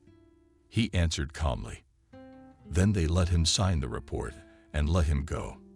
In the hallway, on a couch against a shabby wall, Miranda sat pale, lonely, confused. She tightly grabbed herself with her hands around her shoulders and slowly rocked forward back and forth from side to side in a daze. She was brought out by Charles' question. "Are you all right?" Miranda looked at him with a cloudy look and shook her head negatively. "No, I'm far from all right. I've never been so scared or so heavy. A monster is destroying my life." "They let you go already?" "Yeah. They asked me a bunch of questions, signed my name, and told me to go home. They're kind of putting a guard on the building, in case Jacob shows up and I can't go in there. You know, there's no way I'm gonna be able to step foot in my own apartment until he's behind bars. I'm gonna see him everywhere." Charles realized it could not be left alone right now and was surprised that the police did not give her an escort. Letting a woman go home in that condition at a time when the man who threatened her life. Not caught. "I'll stay with you," decisively, the man declares. Sits down next to me. "Thank you. You saved my life and you're helping me." "Okay. I don't know what I would have done without you." Miranda looked at Charles with gratitude. It made him feel much stronger and even younger. "How is something in the hospital?" Lesnick inquired to hide his embarrassment. "Jacob got there. The problem is, they didn't tell me anything." The woman's voice rang out. She was close to hysteria again. "They say the mystery of the investigation, and that I'll know everything when the time comes. But we can go there ourselves." Charles suggested it. "If you don't want to go home." A faint smile flashed across Miranda's face, for perhaps the first time in ages. "Yeah, I'll have them call us a cab. I've got money in my pocket. Good thing I didn't have time to cash it out." Half an hour later, the cab brought Miranda Charles to the hospital building where James was lying. Several police cars were parked outside the gate, flashing lights off. No people in the passenger compartment. Everything seemed very quiet and peaceful. Charles and Miranda stepped inside the spacious lobby, blinding them with bright light. It was almost empty. Only in the corner a man and a woman were sitting on a chair. Apparently, they were waiting for their turn to see the doctor on duty. "What can I do for you?" The receptionist, a young girl, addressed them with a smile. Charles noticed that she was agitated, although she was trying to keep a semblance of calm. Something must have happened here. The man decided not to walk around. Yes, about decisively went to this smiling girl in a white coat and asked directly, "What was your recent mess here?" "What?" The receptionist was surprised, and then added, "How do you know?" "This woman here is the mother of a patient who seems to be in danger. She has a right to know what's going on. I can show you my credentials if you need me to." Miranda's on. Tell me my James is okay.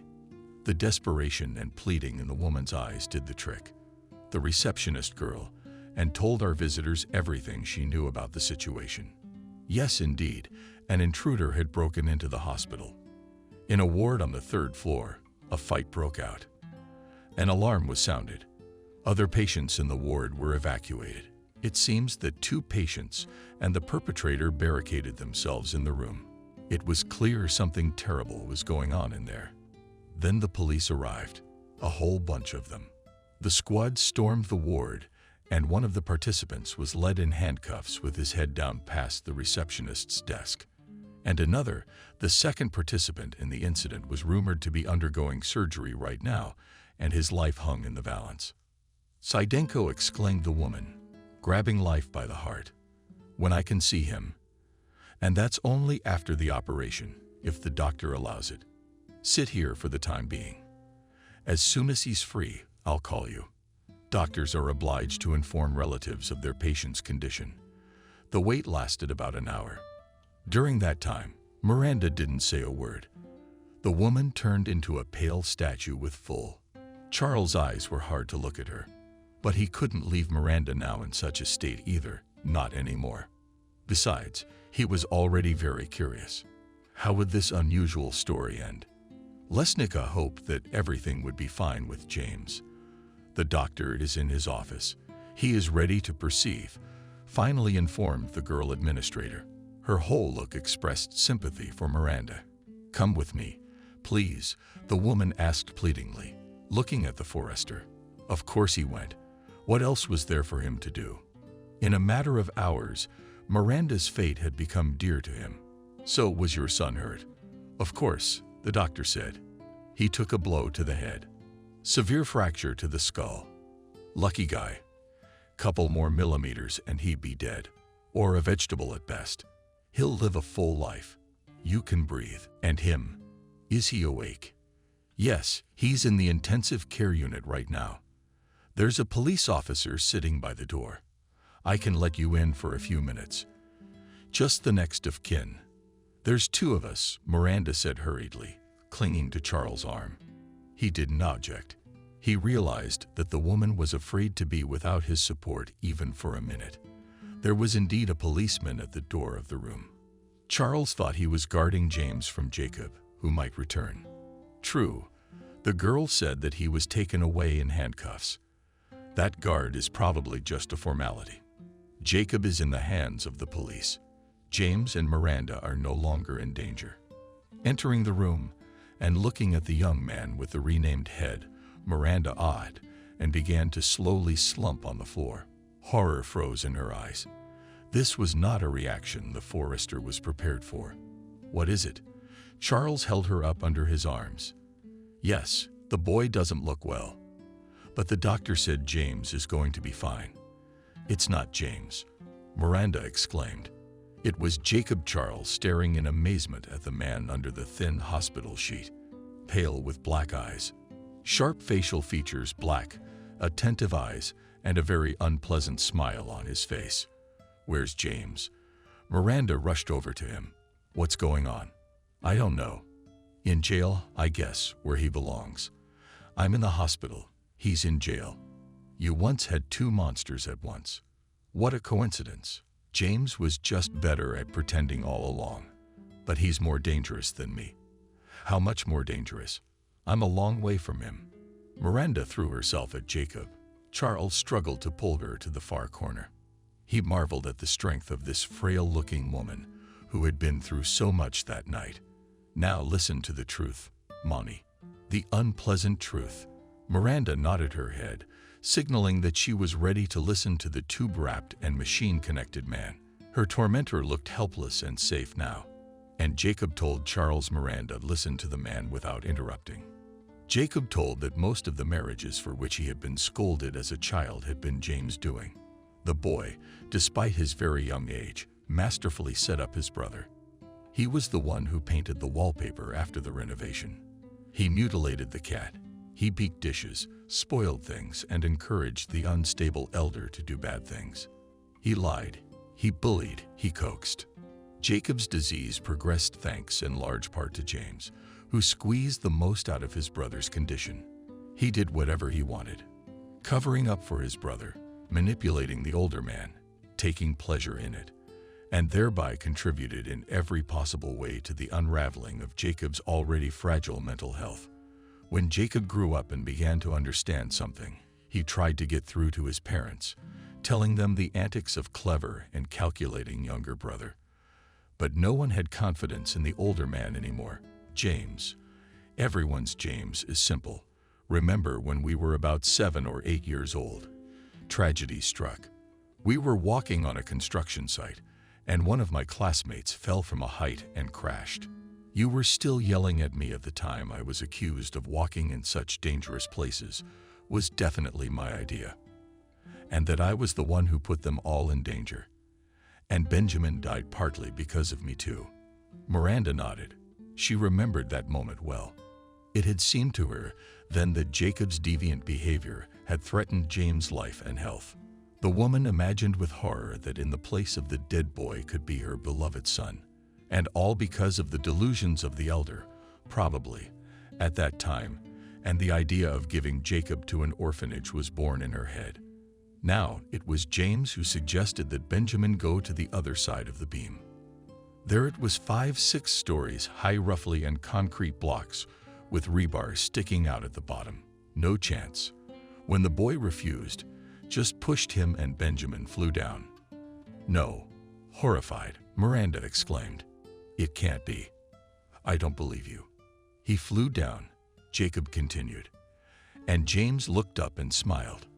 You don't know him like that, but I know very well. I was afraid of him myself then, and I'm afraid of him today too. And for good reason. I mean, he's been weak since the surgery, and he made my head fall apart. We barely got James back together. He's capable of much more than that. You don't know him at all. And then Jacob told me something even worse. Running away from the hospital, he followed James for a while and found his lair. Yeah, James had his own lair. A small box in the garage of our cooperative, and the beaten soundproofing Miranda materials there he kept someone. Jacob never realized who. James periodically came to the garage with bags from the supermarket, and then took out garbage, scraps, some rags at the moment when the door was opened. Sometimes screams would be heard, but then they'd stop. As soon as the door slammed shut, I tried to figure out who was sitting there, who he was keeping in there, but everything inside was blocked with some kind of soundproofing sleepy stuff. He's always calculated everything with amazing precision. Ever since he was a little boy. That's not true. That's not true. A sobbing howl in a corner. Miranda shut up now, and Charles already knew Jacob wasn't lying. He could see it in his eyes, and there were cops on duty at the door. He's not here to guard the patient. He's there to keep a dangerous patient from escaping. After all, Jacob, though hurt, is a criminal, just like his brother James, not the dreamer of a once-forgotten love. Abandoned children do indeed get two monsters. James turned out to be insane. A virtuoso at hiding a decent family man as a successful man. The high intelligence he possessed from birth allowed him to pretend, to lead a double life. A model boy and a bully. A successful man and a skillful manipulator of the perfect stage. A cruel man. James liked to live like that and be one thing. To choose a single identity seemed silly and boring to him.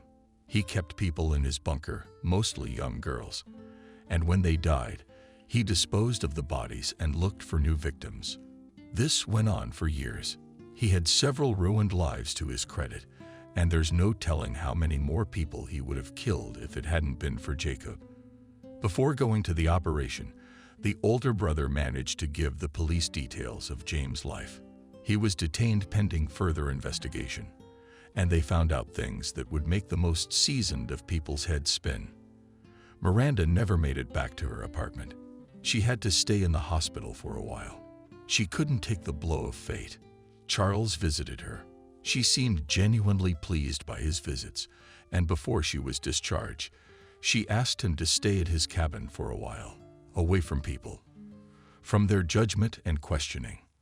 The man perfectly understood this desire to hide from everyone and everything from the cruel reality. So now they lived together, trying not to remember what had happened and not to think about the future, taking care of each other only sometimes at night. Miranda was awakened by her own screaming. She was plagued by nightmares. True, less and less often. Charles was sure that the forest and nature would do its work, would heal dear Miranda.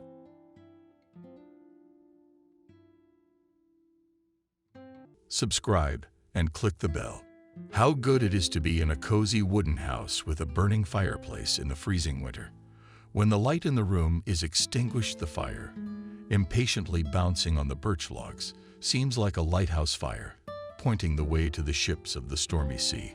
When you put a few new fields under it, the stove begins to hum quite a bit, and through the closed furnace door you can hear the crackle of its unburned wood. I looked at the thermometer cheerfully opposite the wooden ones. The temperature in the chamber was steadily rising. The red column had already reached the 15 mark, but it wasn't going to stop, and this despite the fact that it was -34 outside. I built this hut 5 years ago. I chose the most remote corner of Belgorodskaya Pusha. I worked all summer alone and finally built what I had dreamed of for a long time. Some women, including my wife, can't understand why I have to go to such a remote place and sit here alone. But that's what it's all about, being alone and away from people. I first offered Adriana to visit my forest hotel, but she flatly refused. The mosquitoes, the cold, the loneliness. Even with me, she preferred the socializing, the girlfriends, the blah, blah, blah, blahs, and the advertising-filled nightlife of the city. I didn't try to change that and philosophically accepted the solitude. My outdoor life is not for my wife. And that was the end of it. The hut stood on the bank of a small river. It was a kind of promontory, which is washed by dark waters on 3 sides. Despite the fact that there were 3 and a bunch of frosts, the river did not freeze completely. And even now in the midst of winter, before me came the sound of a chortle. George's more often on the stones of water. I twisted the wick of the kerosene lamp, and the house became brighter. I relaxed, catching with all my body the heat developing in the room, leaned against the wall, on which hung a blue pelt. No matter how hard Nikon tries to moss the cracks between the ravings, the house still blows through. So I had to hang a rug on the wall, or like me, a skin, right in the center of this improvised carpet on carefully drawn, so as not to spoil. Hanging on the hook was an old but working from a tabletop 16-gauge shotgun. To be honest, I'm not a hunter. I love the subculture, but I have never killed an animal for pleasure in my life. There have been times in my life when I have had to shoot an animal, but only for self-defense or for sustenance. All the horn skins and even the wolf skull that hung on the walls in the cabin, I bought from hunters for entourage. I'm not for bones, and I'm a pacifist, and if necessary, I can shoot even a man. But satisfying my ego by killing animals is not my thing.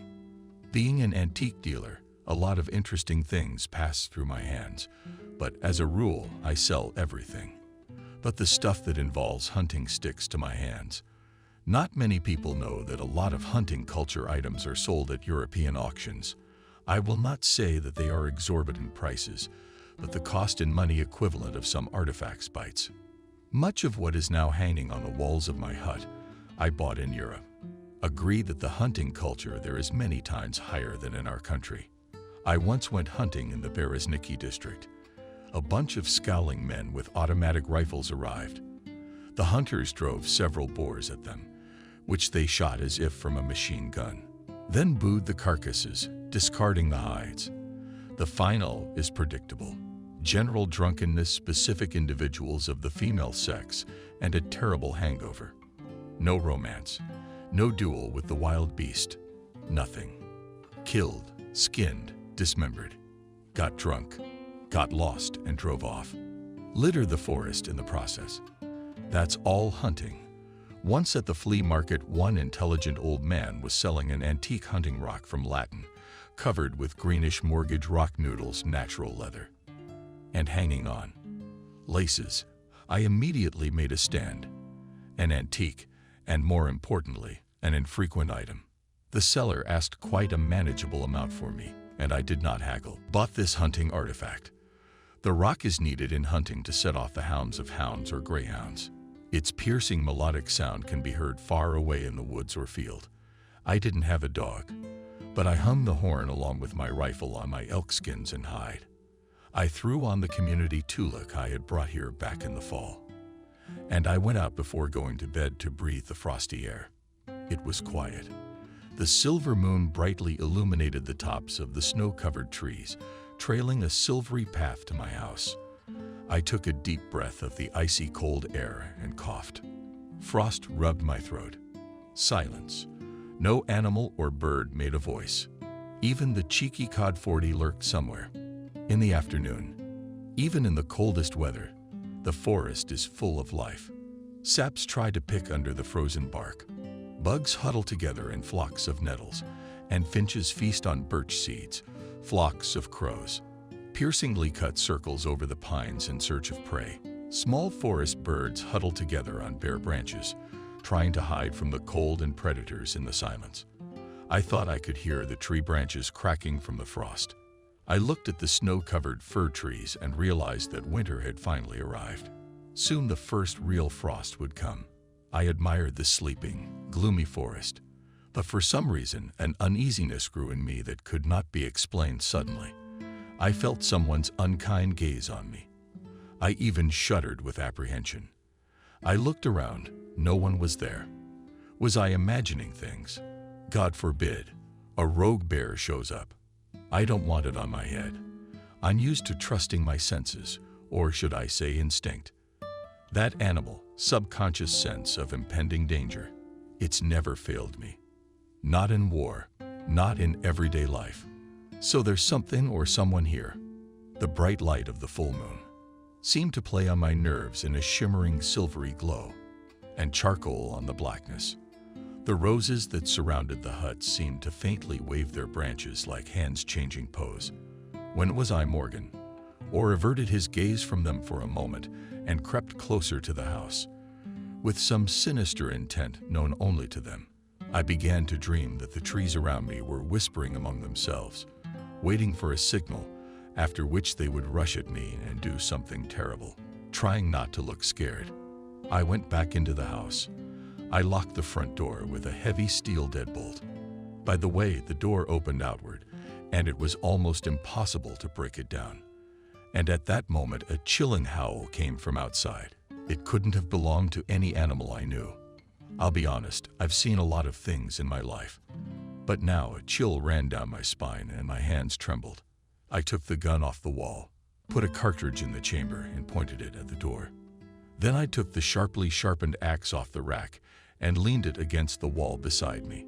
Gingerly, I looked out the small window, but saw only a slice of moonlit, snowy woods.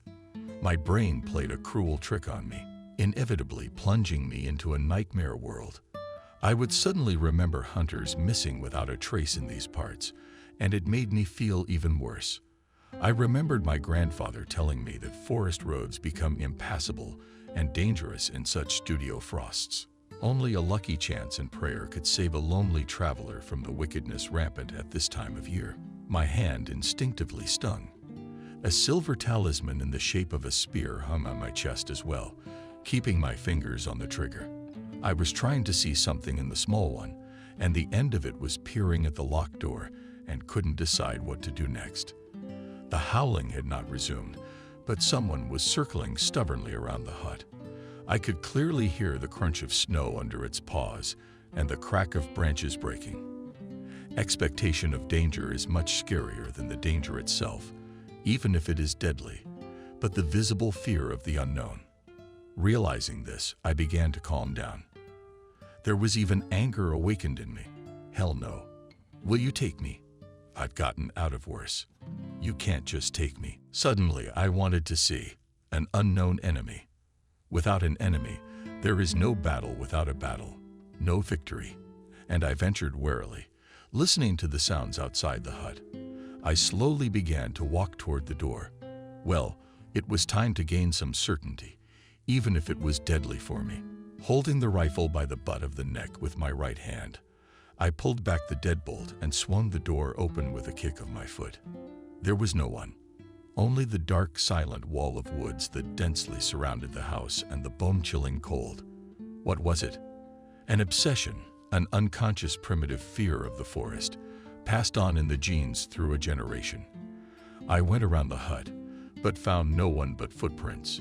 I'm not much of a tracker, but I've never seen such big bear-like tracks.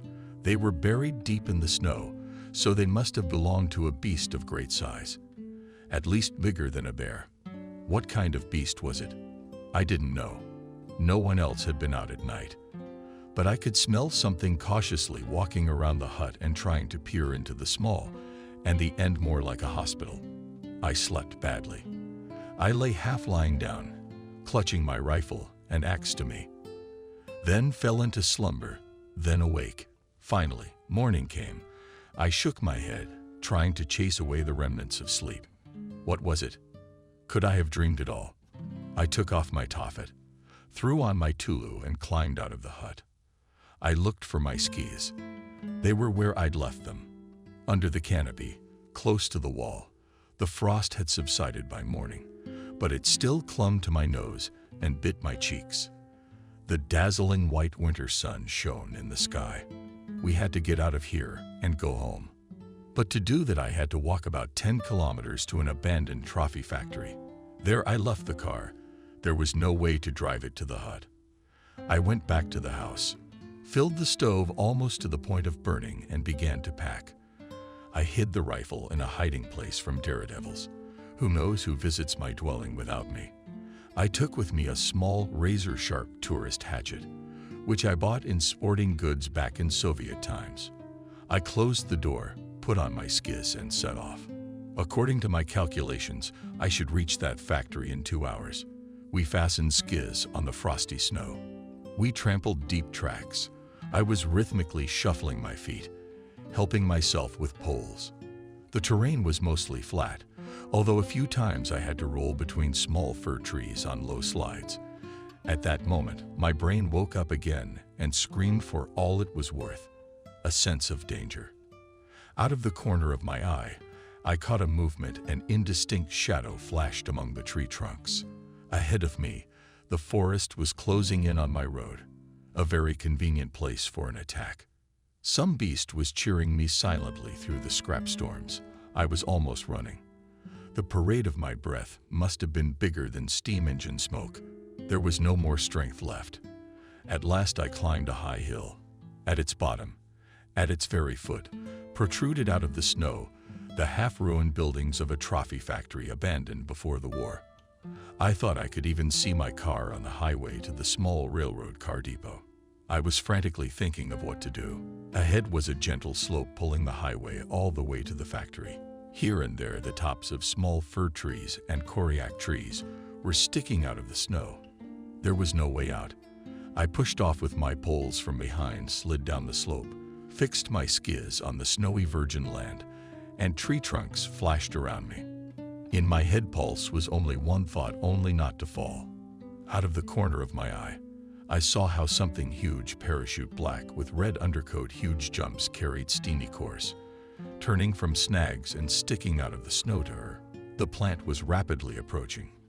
By inertia, I literally flew into the open rusty gate and braked a few meters away from the car, shaking my skis off my feet. I pressed the central lock button on the remote, yanked the handle.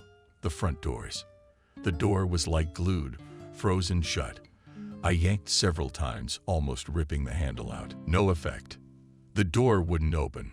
Behind me, I heard the stinking breath of the creature. I pulled out my axe and pressed my back against the car. A few meters away from me stood a huge, scary beast, black in underground hair, a muzzle, something reminiscent of a gorilla. Sharp fangs, huge paws with sharp claws sticking out of its mouth. The beast stood on its hind legs and looked at me curiously. I saw no aggression in its appearance, only interest. I pulled the handle again. The door creaked open a couple seconds later, and I was already inserting the key into the ignition. The engine started at once and charged smoothly, despite the frost. The beast, standing motionless, only tilted your head to the side.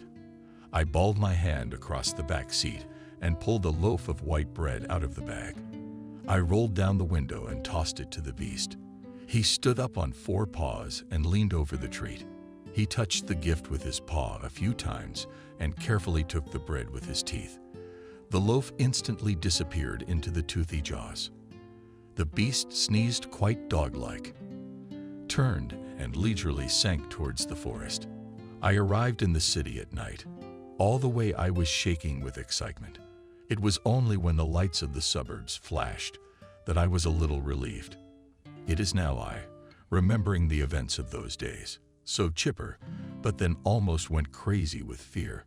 Driving up the driveway, I did not drive the car to the front entrance, but put it not far from the gate. I had a large lot, so there was plenty of room. I picked up my bag and walked to one entrance, opened the door with my key and entered the hall. Complete silence. I turned on the lights and realized there was no one on the first floor. Strange. What did I want to see? It's almost 2 o'clock. My wife's long asleep. For a while, I stood and admired how the light played on the various films hanging on the walls, real Oriental carpets and cold weapons, all that could be brought from my business trip's antique steel. As if lurking in a long barrier of carpets, hiding my deadly power for the time being, I put down my bag and went to the kitchen, poured myself a whiskey, and drank it almost in a volley. Suddenly I heard a noise. It sounded like someone even shrieked. Anxiety instantly entered my brain. I listened. It was coming from the second floor. I took the broad-bladed sword off the wall and started to climb up the stairs, trying not to knock my boots on the steps. There was the bedroom. I carefully pulled the doors open. Not a bright light burned, but I managed to make out 2 naked bodies entwined in loving ecstasy on our marital bed.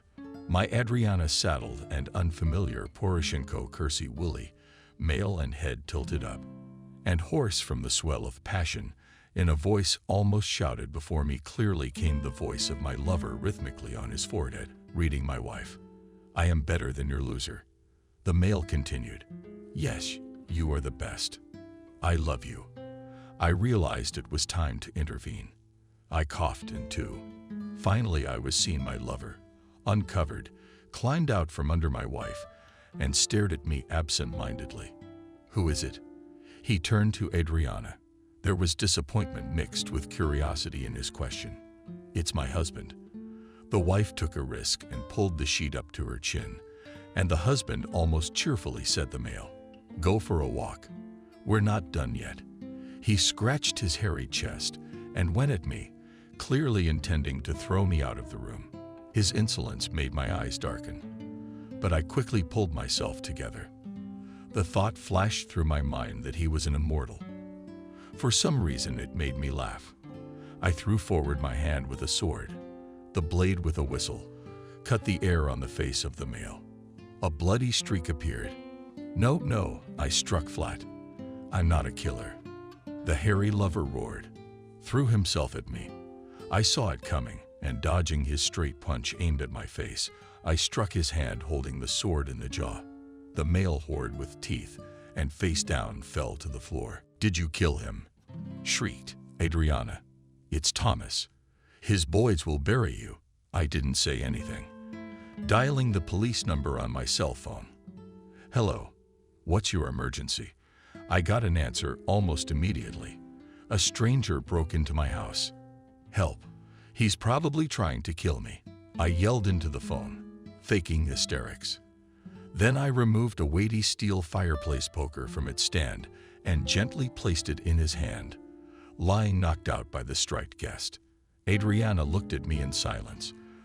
The hysteria seemed to end when the lovers' heads were loaded into the car. The familiar captain took me aside. "Is that what you mean?" "That's Thomas. He runs the market. A lawyer's coming tomorrow, and he'll probably be released. He's a vindictive bastard. Could be trouble." "Thank you, Sergeyevich. I understand everything. Forewarned is forearmed." I shook the captain's hand. When I returned to the bedroom, Adriana was lying motionless, covered with a sheet. I was silent. My senses were gone. Only an unbearable pain was burning in my chest. Finally, my wife sobbed, returning to her knees and shuddering with her whole body. Adriana. I said the once favorite name with disgust. I'm going to leave now. Make the transmission downstairs so that in the morning when I wake up you won't be here. She started to say something through her tears, but I didn't listen. I quickly left the bedroom. When I woke up, Adriana was still home. She was trying to explain something to me. She was apologizing, singing an old woman's song about lack of attention, about how I'd stopped seeing her as a woman. She even went so far as to say she cheated out of great love for me. She said she'd be faithful to me for the rest of her life, until her deathbed. She said something about being forced into it, but she only loves me. At the end of her monologue, Adriana knelt down and grabbed my legs, begging for forgiveness, but something inside me snapped. I silently listened to this nonsense and wanted only one thing: to get her out of here. When the cab arrived, Adriana stood by the car for a long time, apparently still hoping for something. Then she got into the car and left my life. The next day, an unfamiliar man came to me, a lawyer, young, brisk, young man, with a long nose and long hair in a bundle, making him look like a rat. He leisurely climbed out of a large black SUV and approached my gate. The intercom buzzed. "What do you want?" I asked him rudely, looking at the screen at the uninvited guest. "Mr. Smith." There was contempt in the lawyer's voice. "We need to talk." "I don't need to." "Get out." I waited curiously for his reaction.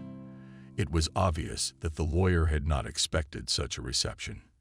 He was silent for a while, then pressed the intercom button again. "What now?" I said unhappily.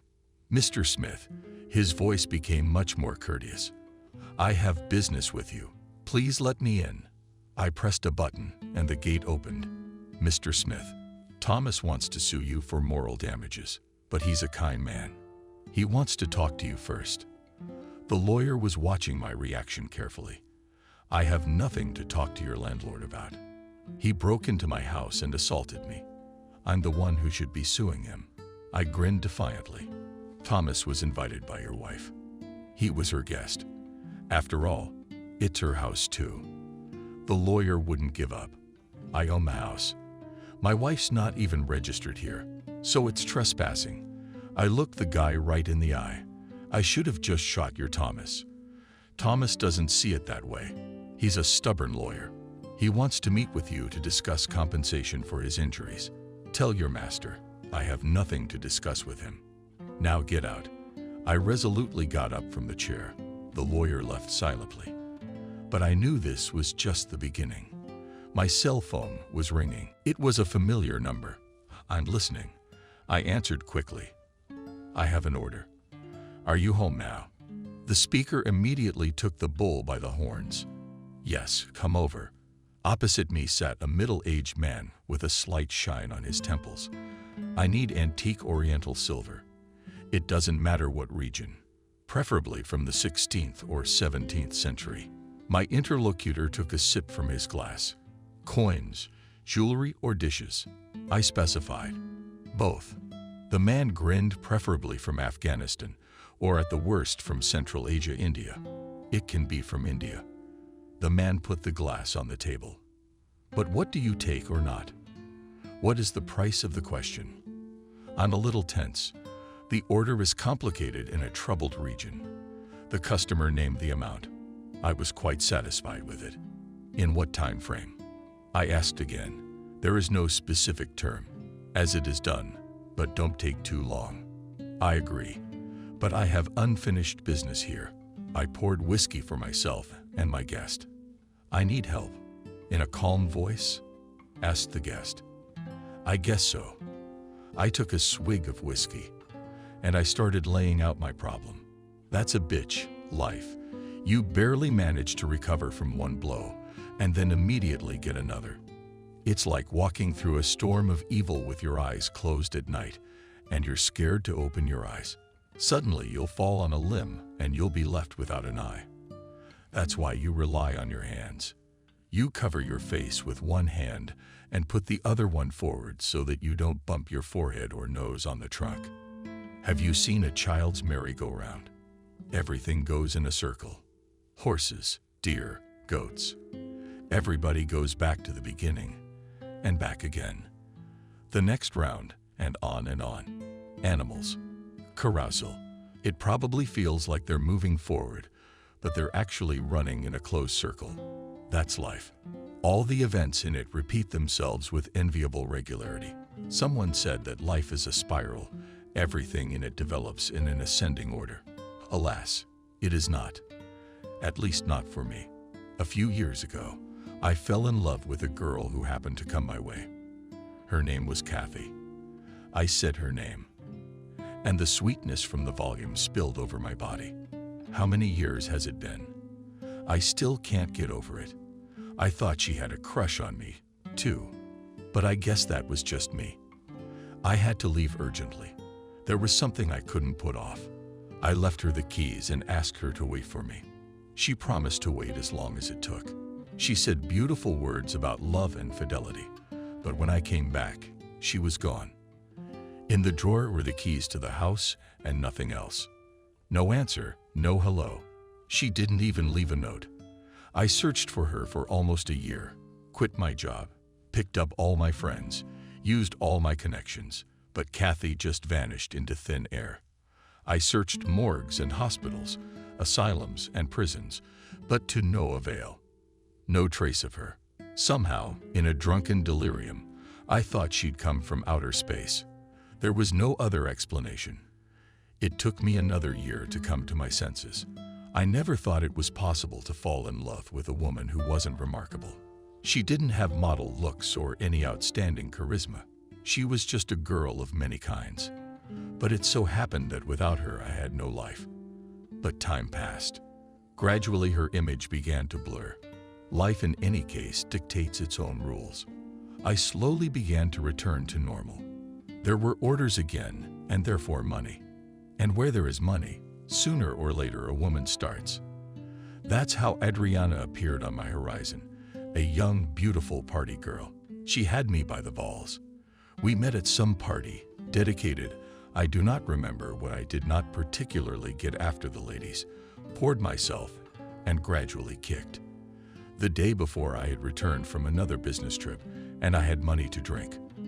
I was looking for an excuse to get away quickly. It was unbearable to be among the party, office plankton and major of these girls with fake breasts and one twist in the head. But at some point, a young female character landed next to me. Without entering into unnecessary polemics, she poured wine into my glass, not forgetting herself. "Why be sad?" she asked after we'd had our drinks. I shrugged. I didn't feel like talking. So handsome and all alone. The girl wouldn't stop. "My name is Adriana, and you're the one who's been brought here." That's the first thing I thought of. I had absolutely no desire to spread my tail and start the mating dance. But the maiden did not miss the initiative. Seeing that her efforts in them me ineffective, she withdrew to the second line of defense and went on the counterattack. Stupid party. She started from afar, pouring me more wine. It's strange to feel alone in a crowd. "What's stopping you from leaving here?" I muttered languidly. "Call a cab and go." My cell phone was dead. Adriana looked hopefully into my eyes. "If you want, I can help you." Those were fateful words. Only I realized it much later. Another glass of wine. And now I'm sitting in a cab next to Adriana. No, she didn't come onto me. Didn't get in my pants. She was sitting next to me, just like a caring friend. Then it turned out she'd forgotten the money. I paid off the driver and went up to her so she could pay me back. It was all sewn up in white threads, like the debt couldn't be paid back later or forgiven at all. It was just that I was already drunk and had trouble perceiving reality. In the morning, I woke up in bed with Adriana. I had no rejection. But as long as it happened, so be it. If not Adriana, then some other friend. No difference at all. 2 months later, we got married. It wasn't a big wedding, but it was elaborate, with important guests and a few relatives. We lived in my house. All the property belonged to me. The store and the antique firm, too. We didn't have a prenuptial agreement, but it was impossible to get anything away from me, except for the car I'd given her. But that was a drop in the bucket. We had no children. Adriana took her time. I didn't insist, like I had a premonition. But my wife was head over heels in social life. Girlfriends, parties, going out. But no sign of infidelity. Always home on time. Phone B, he during our life together. No one has ever cut me in the eye behavior Adriana in public without me all rank and noble. And then there's the affair with the market director Thomas. Honestly, I didn't understand why I was younger than her lover. I didn't deny her anything. Sex almost every day, which is what she lacked. I didn't go into the moral and psychological details of married life. Women are a pain in the ass to understand. They say they don't understand themselves sometimes. But the fact of infidelity was, as they say, obvious. No doubt I was worried, but not as much as I was after Kathy disappeared. Resentment mixed with bewilderment, a slight ache in my heart and soul. No matter what anyone says, no husband is ready to calmly accept his wife's infidelity. It is not pleasant to suddenly learn that for several years lived with an empty person on whom he spent the warmth of his soul. They say that between love and hate is a very thin line.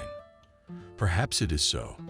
I was more than surprised when I realized that the love I did feel was just a fading fire that quickly went out. In the days that followed, as a clown friend of mine used to say, it's not my circus and it's not my monkeys. Well, in the end, I liked the single life better. So with Sam's release, I filed for divorce. And while that was going on, I started getting ready for a trip down south. But no such luck. Adriana was determined to take half my business and my house. It's a well-known fact that lawyers can do anything for a lot of money. My ex-wife didn't have that kind of money, so her lover fit right in. It's hard to say what motivated him, but it certainly wasn't love. Most likely a desire to get back at me for the humiliation and broken face. 2 days later, my lawyer contacted me and informed me that they were filing a lawsuit for property division. I realized that legally they had no chance, so other methods of persuasion would be used. And I seemed to know what they were. A week later, Adriana's nimble attorney set up a meeting to resolve, as he put it, the contentious issues. As I expected, the lawyer was an old acquaintance of mine. Yes, the one who looked like a rat. I brought my firm's attorney to the meeting, not so much to help as a witness. Apparently, the meeting was designed to intimidate me into sharing my property and money with a poor, abandoned woman. I decided to play the fool to fully understand their devious plans. Adriana outdid herself. Black, austere clothes, a veil over her face. She was grieving hard for the family I'd destroyed. It was mostly her lawyer who spoke. He talked at length about Adriana's unhappy fate, about her misstep, and about forgiveness. Finally, he got to the point, without a second's hesitation. He offered to amicably divide my firm and other property as compensation for my wife's better years with me. He made such a face that I had no doubt what would happen to me if I refused. I sat silent and occasionally blinking my eyes, playing the complete idiot. Even my lawyer shook his head doubtfully and tried to object to the rat, but he immediately shut his mouth and looked at me expectantly. I stood up, shaking off my sucker mask, and said only one word: no. As I was leaving the meeting room, out of the corner of my eye, I saw the rat dialing someone's number on his iPhone. In the evening, 2 big men and Adriana's lawyer came to see me. My security guard escorted them to my office. Of course, the presence of security in my house somewhat discouraged the lawyer. He didn't expect me to be so eager, but nevertheless, he got right down to business. For almost an hour he frightened me with all kinds of consequences of my refusal, but he didn't threaten me directly. I withstood his diarrhea of words and sent him away. From what I had heard, I realized I had to strike a preemptive strike and end this balaghanza. I looked at my wristwatch. 12:30 at night. The landlord's late. Quiet. His family's visiting from home, so we won't be disturbed. I rode in the chair. I wanted to smoke, but the smoke would give me away right away. I can't help it. I'll have to do without smoking for now. I heard a noise from the street. More V's are coming. Well, finally, the front door slammed and heavy footsteps were heard. The door opened and a carcass clad in a black coat came tumbling into the room. I saw Thomas's hand reach for the light switch. No need to turn on the light. My words sounded like the voice of an angel on Judgment Day. The fat man froze and slowly turned in my direction. "Who are you?" With difficulty, he squeezed the words out of himself. "A horse in a coat." I couldn't deny myself a joke. "Sit down. We'll talk." I pointed to the chair across from me. Thomas understood my gesture correctly and slowly lowered himself into the chair. Gradually, he began to come to his senses. For about 20 minutes, I listened to Kareem talk about what Kareem would subject me to for breaking into his house. He even tried to call security, but no one came to his shouting. Then he started talking. I will not recount the text of my monologue. It wasn't very long. The gist of it is that if he gets in my way again, I will cut him off. No, not what you think. Just his head. At those words, I turned on the floor lamp, and Thomas saw right in front of him on the coffee table, bleeding, the severed head of his dog, the head of his favorite marble dog, Hector, as fat as his owner. You should have seen the horror in the eyes of my wife's lover. He seemed to swallow his tongue in fear. The silent scene lasted about a minute. Then his cell phone rang. Thomas pulled out his cell phone with trembling hands. I quickly snatched it up and put it on speakerphone. Someone in a panic had informed Tolstoy, the market director, that the food warehouses were on fire. I looked at Thomas. I thought I was more than convincing. I could have blown up his car for the last time. But that was overkill. I got up and walked out, leaving my master to admire the head of his favorite dog. Walking down the dark corridor, I had to step several times over the bodies lying in picturesque poses, knocked out by the guards' stun guns. Two dark figures separated from the wall. "Let's go." I spoke quietly. "How's that dog sleeping on its hind legs?" The man in black smirked. "Did you really think I really killed the dog?" "Of course not. I'm an animal lover. But you have to admit, a rubberhead can be pretty impressive too." The divorce went smoothly. I was alone in court, and the whole thing took a little while. In order for a business trip to be successful, you need to prepare, surf the internet, go to the library. Not everything you need for your work can be found online. Wikipedia is nothing but a big virtual dumping ground, where everyone dumps unverified junk. But I didn't want unreliable data and information. My life was at stake, so it was impossible to make a mistake. The frosty winter evening seemed endless. Putting aside Keller's Guide to Antique Oriental Silver, I pampered myself with a Cuban cigar stuffed into the corner of an old leather sofa, a dark lampshade. The floor lamp cast a sharply defined circle of light on the floor, while the rest of the room was hidden in semi-darkness behind the wide glass door leading to the front porch. The frost was crackling, and the fluffy snow in the flower beds shimmered silver, sweat still and full of moonlight. The loneliness did not depress me.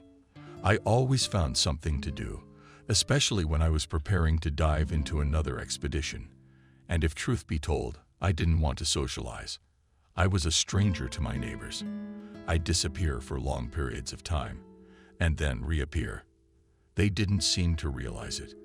I was working, and that was good. Less they know, more they sleep. I smelled smoke, put the chicken cigar in an antique Latin ashtray.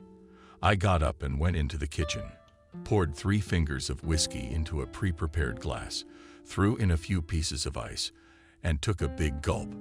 And at that moment the intercom rang. It was already 11:30 p.m. on the ancient ship's clock. I wondered who it was at this late hour. I reluctantly approached the background on the screen. In the not bright lantern light, saw a woman standing near my gate. She was wearing a dark fur coat and some kind of shawl, tangled up to her eyes. She didn't look like anyone I knew. I wonder who that is. Who do you need a sip of whiskey?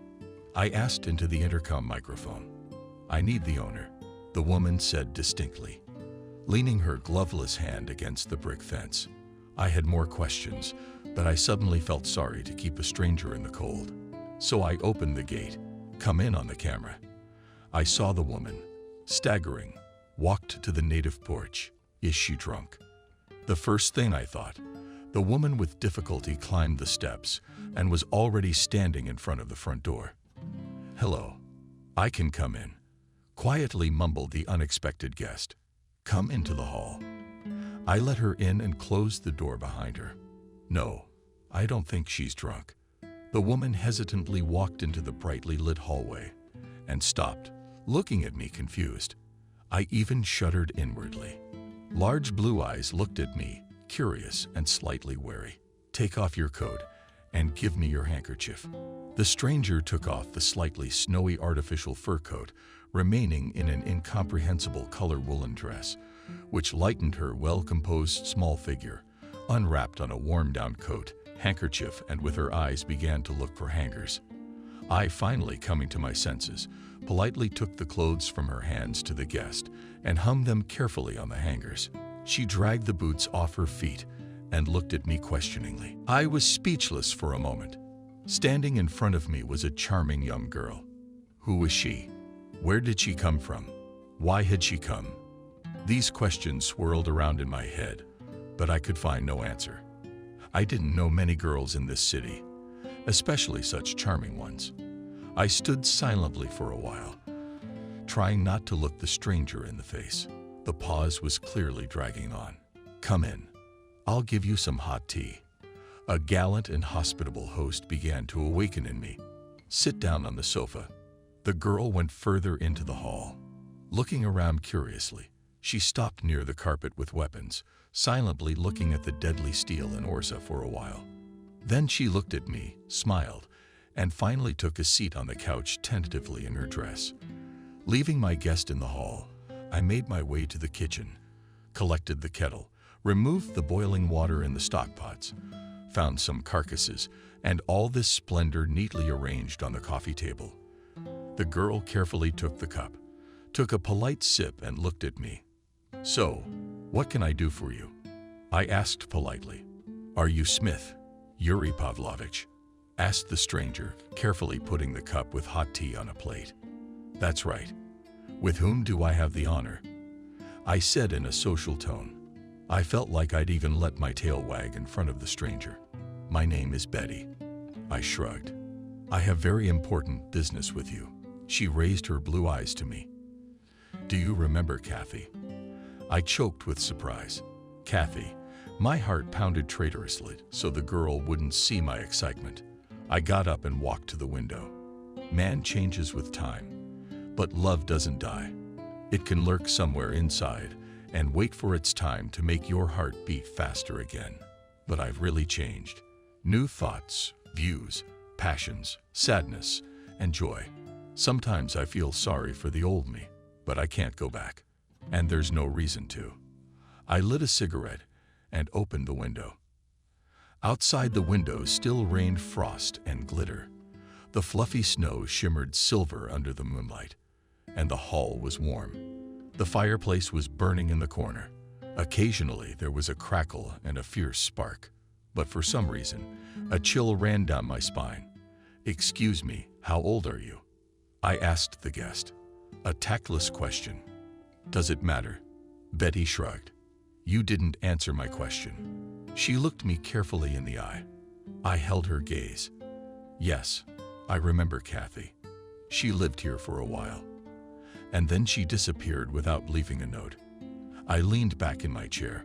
Memories of Kathy hurt me. I'd been looking for her, but to no avail. That was it, really. I wasn't going to open my heart to a stranger, even one as charming as Betty. The girl was silent for a while, as if deciding whether or not to speak further. You couldn't find her. It was evident that Betty was struggling to say the words. Until I met you. Kathy was friends with a guy named Michael. They were getting married. They'd already bought the rings. But then she met you. Kathy lost her head. She fell in love with you after you left. She waited patiently. But then her aunt arrived, your housekeeper. I don't know what happened between them, but she kicked Kathy out, and she had to come home. Michael found out she'd come back, found her and beat her badly. At home, she was abused too, called the town whore. One day, Michael showed up at their house and asked her to marry him. Kathy had no choice, so she said yes. When she found out she was pregnant, she thought it was Michael's baby. For almost a year and a half, they lived more or less tolerably well. And then Michael started looking at the baby, trying to find a resemblance to himself. He got the idea that it wasn't his daughter. He took a DNA test and it all came out. That night, he beat Kathy again. He screamed that she was a bad woman, a cuckoo who slipped him a fattened child. Michael took all his wife's jewelry, even her wedding ring. He beat her almost every day, and she couldn't take it anymore. One day, when Michael was at work, Kathy took the baby and went to live with me in my second cousin's house. I was renting a room in a communal apartment. Michael didn't try to find her. A month later, he filed for divorce. Kathy didn't object. The three of us lived together for almost 2 months. Kathy didn't work, and we all lived on my salary. But we were desperately short of money. So Kathy decided to go to Moscow to earn money. She left the child with me and left. She couldn't take her daughter with her because she was going nowhere.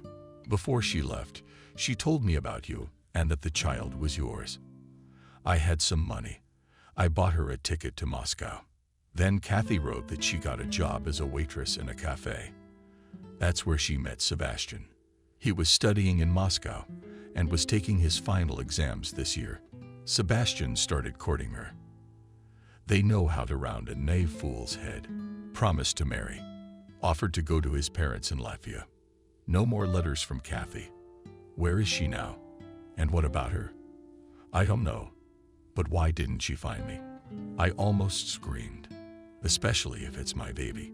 She knew I was back when she ran away from Michael. She came to see you, but she was met by a young woman who called herself your wife. She kicked Kathy out and said if she shows up again, she'll have to deal with the police. Betty took a sip from her cup. When Kathy got married, she changed her last name. That's why you haven't found her. I was lost for a while. Where's the girl now? I asked when I came to my senses. She's with me. I left her at a friend's house so I wouldn't have to drag her out in the cold. Betty sighed heavily. I wouldn't have dared, but I was made redundant a month ago. Christina and I have nothing to live on. The girl covered her face with her palms and burst into tears. Frankly, I was shocked. I had no reason not to believe the guest. Everything she told me was logical. What do you want me to do? I asked Betty. I want to ask you for some money. We'll go back home for the first time, and I won't bother you again. Betty spoke quickly, as if she was afraid I would throw her out. I've been promised a job. She didn't finish. It was clear to me. It wasn't a job. Are you hungry? Unexpectedly, I asked. She looked at me in surprise. Let's go to the kitchen to get something to eat, and then we'll go get Veronica. I hailed a cab, and we drove almost to the outskirts of town. At the old house, a friend of Betty's had rented a room under a pile of codswallop. We found a little girl. She cuddled up to Betty with her little arms around her neck. I'm hungry. The baby cried softly. The girl stroked her head affectionately. I tried to take Christina in my arms, but she screamed with fear and clung even tighter to Betty. When we got home, I cooked dinner with Betty's help because I had no idea what a small child could eat. Then I took the guests to my bedroom and put them to bed. I got up early, made coffee, poured myself a big cup, and sat down in the kitchen. I had made my decision overnight and was now waiting for Betty to wake up. Did I believe her? Yes and no. At least I decided to take a DNA test, and then we'll see. I didn't call my mother. She had enough on her mind as it was. She lived with Katya, my niece, so I didn't bother her yet. Betty came into the kitchen, and I poured her coffee and slid her some water and toast. As soon as Christina woke up, we'd leave. She adjusted her dress. "Thank you." Tears came to her eyes again. "What's the matter? Why is that? Do women always cry for everything?" "I'll tell you what. How's your jaw going to work out?" "It's hard to predict. In any case, the baby needs to be fed and clothed. If you don't mind, I'd like to hire you as a housekeeper. You'll live here with the baby. The money I gave you, consider it an advance." I put a card in front of her. "This is for groceries and clothes. Buy whatever you need for your child. Do you have a cell phone?" Betty shook her head in the negative. I slid her the box with the new iPhone in it. "You'll figure it out on your own." She nodded quickly. "My cell phone and the driver's cell phone are already in there. If you need to go anywhere, call and they'll take you. As soon as Christina wakes up and eats breakfast, we'll go to the lab and take the DNA test. I'm leaving soon and I want to know the results before I go." I said all that in one breath. "So, any objections or not?" Betty shook his head in the negative. 6 days later, the DNA test was ready. I was not the girl's father. Betty read the test results and looked up at me. "God, what are we going to do now?" She sounded doomed. "Don't think. We'll leave right away." "I'm so sorry. I didn't even think it could be like this. I was sure Christina was your daughter."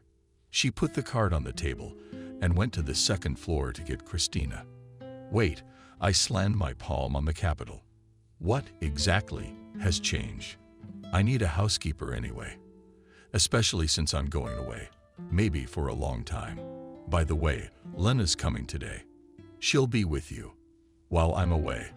The baby will be enough for you, Betty." The girl looked at me in surprise.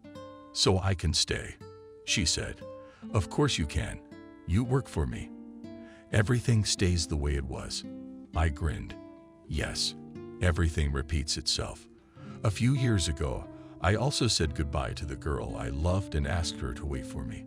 The circle had closed. I was about to get into a cab when Betty asked to come with me to the airport. I didn't mind. As I checked in for my flight and headed to the pogrom control area, Betty suddenly kissed me on the cheek and whispered, "Come back soon." As I passed through border control, I turned around. 2 girls, big and small, were waving at me. I could see tears on Betty's face. After a 6-hour flight, the plane landed safely at the airport of one of the Central Asian republics. Barely had I gone through all the post-flight formalities and stepped into the welcoming hall, my gaze caught a familiar face from the dense crowd. Jack. I had no doubt that he would be the one to greet me. I raised my hand, signaling that I was seeing an old friend. "Hello, brother," dressed in a long robe of camel and wool and skullcap. He gave me a hug. "Long time no see." "Hello, Jack. I was genuinely happy to see you. Almost 5 years. Let's go to my car." Jack picked up my bag, and we went to the exit from the airport. We looped through the narrow streets of the ancient southern city. Our car finally pulled into a narrow gate and stopped in the shade of the heat. A young woman, fast server, taken, gave Orhan. Seeing us, covered her face and bowed. Jack said something to her in an unfamiliar language. She bowed once more and disappeared into the house. "Did you get married?" I looked at the woman and turned to my friend. Jack took off his robe and threw it carelessly next to the cushions. But I'm not an old man. I didn't go any further into that subject. We settled around a low table covered with a colored tablecloth. The young woman poured the tea in half and disappeared back into the house. Education, though. Then we ate for a long time, washing down the food with flavored tea. Jack asked about the health of my loved ones. He was saddened to learn of the circumstances of my younger brother's death. "Did you get your revenge?" he asked me. "Yes, briefly. As a man should," I answered. My friend nodded contentedly. Dusk began to fall. The hot southern sun slowly crept over the horizon. The heat began to subside. Soon we heard the cry of my Odin calling to the evening Maghreb. It looked like there was a mosque nearby. While Jack performed the threefold prayer, I managed to drink 2 cups of flavored tea. When it became dark, a silent woman lit several lanterns, illuminating the place where we were seated. From the darkness, the loud rolling of the CKAD and the rustling of bat wings could be heard before us. There is a ruin of an ancient tower not far away. There are a lot of bats there. They hunt at night and sometimes fly in here, Jack said. As if reading my mind, we finally got down to business. I briefly told my friend the essence of the problem, without going into details. Why burden a good man with unnecessary information?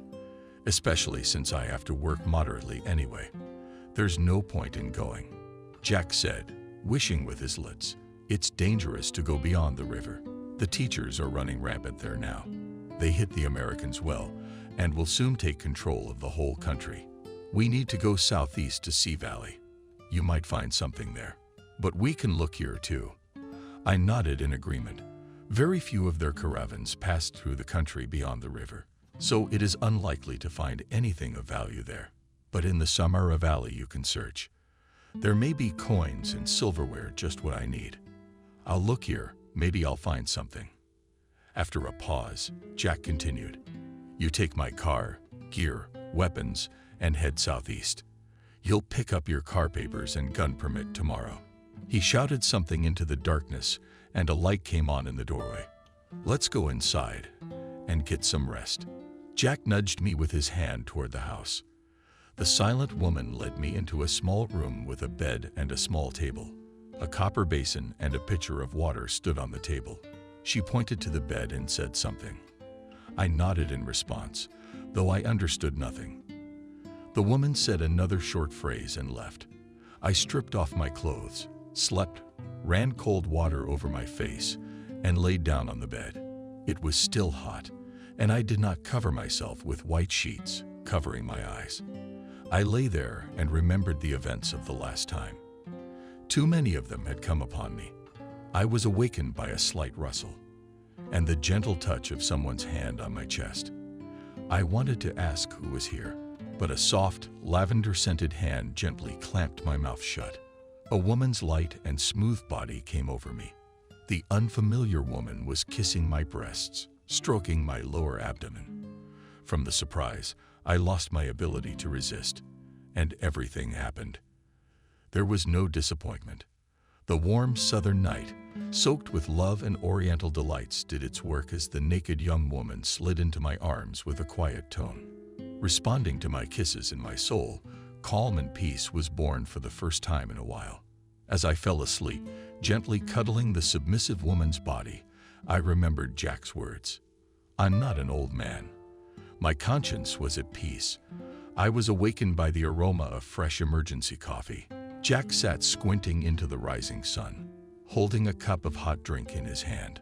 I quickly washed my face and joined my old friend. How restful. Taking the sip, Jack looked at me, Rahim. I haven't slept like that in a while. I tried to catch the subtext in my host's words, but it was as if he was reading my mind. It was Camille. She's a widow. Her husband died in the desert a year ago. It's a good thing they didn't have any children. She lives in my house now. Did she like you at first sight, as they say? Jack added something in his own language. I lowered my eyes. Well, after all, it was her choice. We drank another cup of coffee. Finally, Jack slid a large diamond bag toward me. On top covered a netted assault rifle with a magazine attached. Lying there was a Kalashnikov assault rifle. On the side, I fumbled for 2 fully infected horns. 3 is enough, Jack commented. You're not going to war. In the bag, there was still a knife with a long, wide blade from the old war times artillery binoculars, wrapped in a desert-colored sniper's cape. At the very bottom of the bag lurked a familiar 1911 Colt and a spare magazine with ammunition, ID, groceries, and everything else in the car. You'll figure it out later. Jack stood up. God bless you, Adriana. There was a shriek, and the door showed Camille in its opening. Not paying attention to Jack, she ran up to me and hugged me. As I left town, I was followed by a long scream. The car was rushing down a sun-cracked highway, cutting the red sands into almost 2 equal parts. The road was laid out along an old caravan route. Back in Soviet times, The thermometer on the dashboard read plus 47 degrees. The engine was running at a breakneck pace. The arrow of the temperature gauge was inexorably rejoicing at the 100 mark. I sat in the driver's seat, open warm robe, under which there was only one swimming trunks. It was the only way to escape the heat, and not for long. Periodically on the horizon flashed mountain peaks, and I did not realize whether they were really mountains or ghostly mirages. This wait died less and less often. Through the desert drove cars destroyed from the heat asphalt for metal, wind, and the remaining few gas stations spent on the sides of the road. And all because of the heat, which burned all living things, making the vast desert even bigger. Its sands stretched all the way to the Aral Sea. I remembered Jack telling me that in his childhood in these places gardens bloomed and water rivers flowed. Now all this is in the past. The only source of moisture is seasonal short rains, and even those had long ago lost their unequal battle. The sun was steadily rolling toward dusk, but it was still mercilessly burning the dry air. The desert wind pondered the tops of the sandy velvets, throwing hot sand on the road. The day was leaning towards evening, and I realized that I would have to spend the night in the car.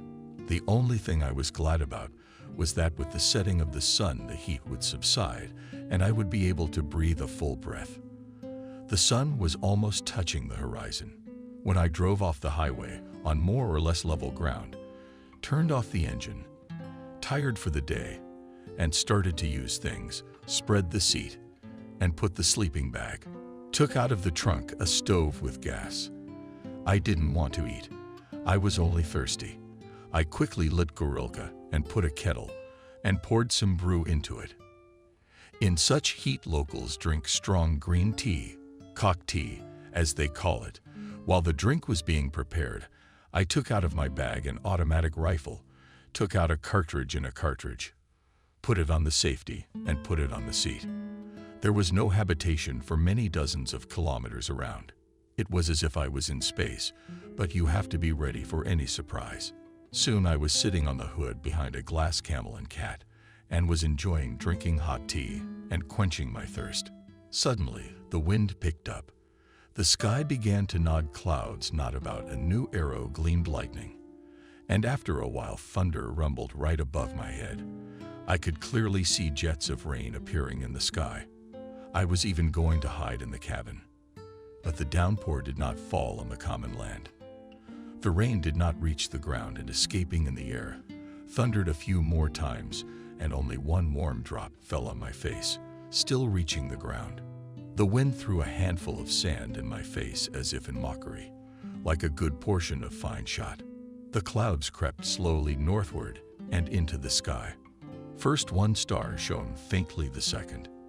And then in 5 minutes I saw the sky covered with meaningless schemes, constellations.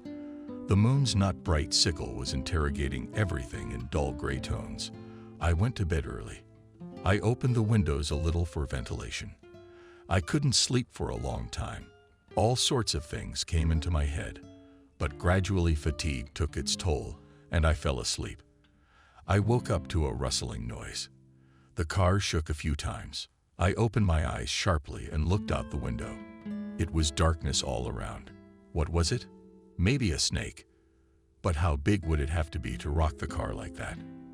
Suddenly, a wave of black panic and unbridled fear swept over my brain. My body felt like a village. I took a deep, hysterical breath of air and arched my back. By an incredible effort of will, I forced myself to find the flashlight and turn it on. Its light trembled, fading into darkness, still the same dead emptiness. All around, I sat there wet with sweat, feeling my heart tearing out of my chest and my frequent breathing drowning out all sounds. I gradually came to myself. Panic past thoughts stopped rushing around in my head like frenzied cockroaches. I wiped the sweat from my face with the sleeve of my robe and exhaled deeply. Maybe it was just a dream. I tried to calm myself, slipped my gaze, dedicated to the not bright color of the desert. I spotted something black, quickly dissolved into the darkness. I remembered about the automatic rifle and put it beside me. The caliber is small, but still. Besides, there's also a Colt .45 caliber pocket gun. Feeling the weapon in my hands, I almost completely recovered. I took a swig of whiskey for courage and kept quiet. Listened to the night. There was another rustle. Somewhere not far away, the sand hissed and scattered. But the car stood still, and I fell asleep again. They say that in the most deserted sandy areas of Central Asia, there is a Volga and a good one. It is a meter-long earthworm, dark red in color. It only appears on the surface during the hottest months. The local population is mystically terrified of him. After all, he is supposedly able to kill at a distance, whether spitting out a deadly poison or striking the victim with an electric shock. The legend of it is so widespread and so uniform that one has to think. At its core, it really is some extremely rare endangered animal, probably a relic of ancient times, now surviving in the most desolate corners of Central Asia. Here in the Red Sands, according to Jack, George has also been seen for a long time. He once told me that the worm appears only in the heat of June and July. Later it burrows into the ground and sleeps. The locals were sure that the worm has not gone anywhere and periodically collects tribute with human lives. Expeditions were repeatedly sent to search for the Long George. In 1954, on the territory of Inner Mongolia, worked American scientists on 2 Land Rovers. They left the settlement and disappeared without a trace at the request of the U.S. government. Mongolian authorities organized a search for the missing, found in one of the hard-to-reach areas of the Gobi. Both vehicles appeared to be derelict. 6 corpses lay nearby, as they had been exposed to the sun for a long time. The exact cause of death of the expedition members could not be established. It is assumed that they were the victim of a Long George. In the 1970s, 2 Soviet expeditions visited here in the Red Sands, trying to discover the elusive worm. They failed to catch this beastie, but they collected numerous proofs of the reality of its existence. But the results of the expeditions were not published anywhere, and they were soon forgotten by everyone except the locals. Abruptly opening my eyes, I'm at dusk again. Apparently, it was still early, but the heat had already gone under the pressure of the night. I tried to recall the dream, but it had already slipped away from me, leaving me with a pinched feeling of unease. The farther I traveled through the desert, the worse the road became.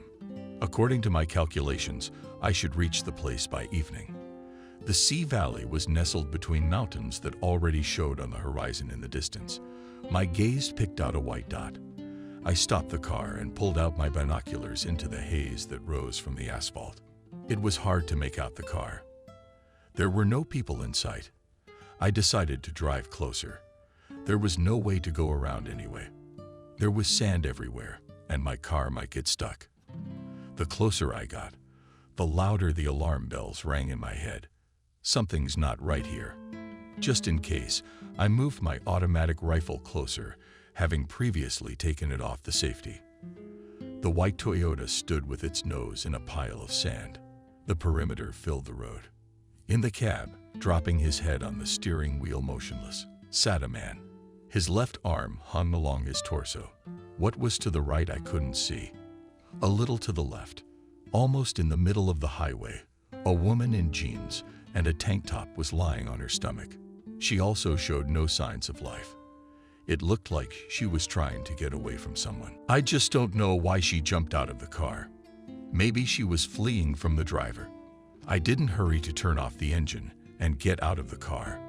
My brain was working hard, analyzing the situation. How long have they been here? No one overtook me. So they had driven here earlier, at least for a day. In this heat, the cadaveric end comes more slowly, but you can still see that the corpses are stale, and these are like cucumbers, as if just out of the shower. Suddenly, out of the corner of my eye, I saw the driver's arm hanging loosely along the body. There was a barely perceptible tremor. Doubt scattered like shrapnel from a grenade. Ambush. I knocked out the first speed while simultaneously lowering the right window. The car lurched forward in an arc, avoiding the woman lying there. One thought drilled into my brain. just so I wouldn't get stuck in the sand. With my right hand, I raised my automatic and fired a short burst, right at the driver of the Toyota. You could see the bullets fit into his body. He jerked a few times like a rag doll on a string and fell out of the cab. It looked like he was dead. For real now. A gun fell out of his right hand onto the sand, but I couldn't see the model on the left side of the road. There was a burst of gunfire. I could hear the bullets thudding against the side of my car. I stepped on the gas, and then the thing I was so afraid of happened. The car came to a stop, bogged down in a sandy recount. I opened the left door and, firing, rolled out onto the sand. A machine gun line whipped back. As fire burned my left forearm, I felt blood oozing down my arm. But the arm worked, so it was tangential. Did I get a fix on where the shot came from? I got the machine gun in the curves of my arm. I timed it just right when the enemy would try to finish me off, cut him off with a short burst. I didn't know how much ammo I had left. There was no way to get a spare magazine. There was still a woman left. In the silence, only the crunch of sand under heavy boots was heard. I leaned against the car, took the cooking machine, and began to wait. It's like a game here. Who's faster? Finally, I saw a shadow fall from behind the car. The sun was shining in their backs over the sand, and a head in a baseball cap appeared. My machine gun jerked, ejecting the last shell casing, and at my feet fell the body of the woman who had been lying on the road. I sat still for a few minutes, waiting for an attack, but all was quiet. I slowly crawled into the seat and turned the ignition key. The engine started instantly. Everything was normal. I carefully backed up, then took a slight right and pulled the car to a stop after driving through the sand. The wound was bandaged first. It hurt, but had to be tolerated. The wound wasn't dangerous, but I gave myself a shot of anesthetic just in case. I didn't touch the bodies. Couple of days and they'd be gone. There's a lot of dead people around here. I looked at the Toyota, but I couldn't find anything. 3 characters, all lying in the sand, no sign of life. Picked up the gun that had fallen out of the driver's hand, a Barrett 96 nice car. I stuffed the trophy with a full magazine behind my belly belt and walked to my car. Soon a bleak desert landscape stretched on both sides of the road. After 60 kilometers, some buildings appeared ahead. As I got closer, I realized that it was an old caravan shed, miraculously preserved. I drove leisurely under the archway and found myself in the courtyard, where in the center there was once a small fountain with water. I got out of the car and walked under the shade. One of the arches, there were no people in sight. If they were hiding from the burning of the driving sun inside. But the yard was well maintained, and in places the wall where it needed it, or had chipped away, someone had reapplied fresh clay, and that had dried quickly under the pressure of the fierce light. I looked around the buildings, but there were no people. Maybe no one lives here all the time. Maybe they come here once in a while. The question is, why? As an inn, these buildings themselves, and lived in one of the rooms. I found a few antique jugs, mostly Latin, but there were a couple of silver ones. I threw them in the car. We had to drive to get into the valley by daylight. Finally, the road bumped into the mountains. It meandered between the rocks until it popped out to George's more often than not a mountain stream. It was getting cooler. Instead of sheep, trees appeared along the road. I realized I had reached my goal. An hour later, I entered a small village. But there was electricity and, most importantly, a bazaar. That's where I was going tomorrow morning. I stayed in a small hotel with the proud name of hotel. The room had a shower and a toilet. What more could a companion ask for? I ate some leftover rations and went to bed. The road had washed me clean. The trip turned out to be more than successful. In addition to the order itself, I had purchased something for myself. A day later, I filled 2 more cans of gasoline in the car and headed back. I had to spend the night on the road again, but everything was calm. By the end of the second day, I was pulling into Jack's yard. He did not meet me empty-handed either. I gave him everything I'd brought. The delivery of the shipment was not my concern. It was handled by specially trained men. When I told Jack about my adventures, he faltered his tongue for a long time, expressing either approval or condemnation of my frivolity. Then we drank some chaka, and I went to bed. After spending the night in Camille's arms, I went to the airport in the morning, accompanied by a friend. I didn't say goodbye myself. As they say, long farewells are tears. I had with me a few coins and a couple of funny souvenirs that I found in an abandoned caravanserai. We hugged in silence. I could see the mute question in Jack's eyes, and I knew how much I liked her. But I am a vagabond, a wanderer in life, so it's better to be without a family for now. I shook the hand held out to me firmly. I thought for a moment and took off my talisman, given by my grandfather, and gave it to Jack. Give it to Mina as a souvenir. My hometown met me with cold wind and nasty spring rain, a sharp contrast to the places I flew from. No one greeted me because I hadn't informed anyone I was coming. I picked up my car in the underground parking lot and took my time dragging home. In the 2 weeks I'd been gone, the snow had almost melted, leaving a pile of black mud along the sides of the highway, overnight freezing. And now the car almost slid on the ice, dispersing the water. The wipers rhythmically swept the raindrops, the light glass. I smoked, letting out the blue smoke through the open window. I felt dreary. Too many women had been around me lately. But for some reason, the memory of the last one resonated in my soul. Camille, yes, she was the one who had captured my heart. But alas, I'll never meet her again. Jack will probably marry her off to some respectable gentleman. I can only wish her happiness. An hour later, I was on the ring road, and a short time later, I was pulling up in front of my house. When I tried to open the front gate, the key didn't work. That's odd. I had recently changed the lock, and everything was perfect.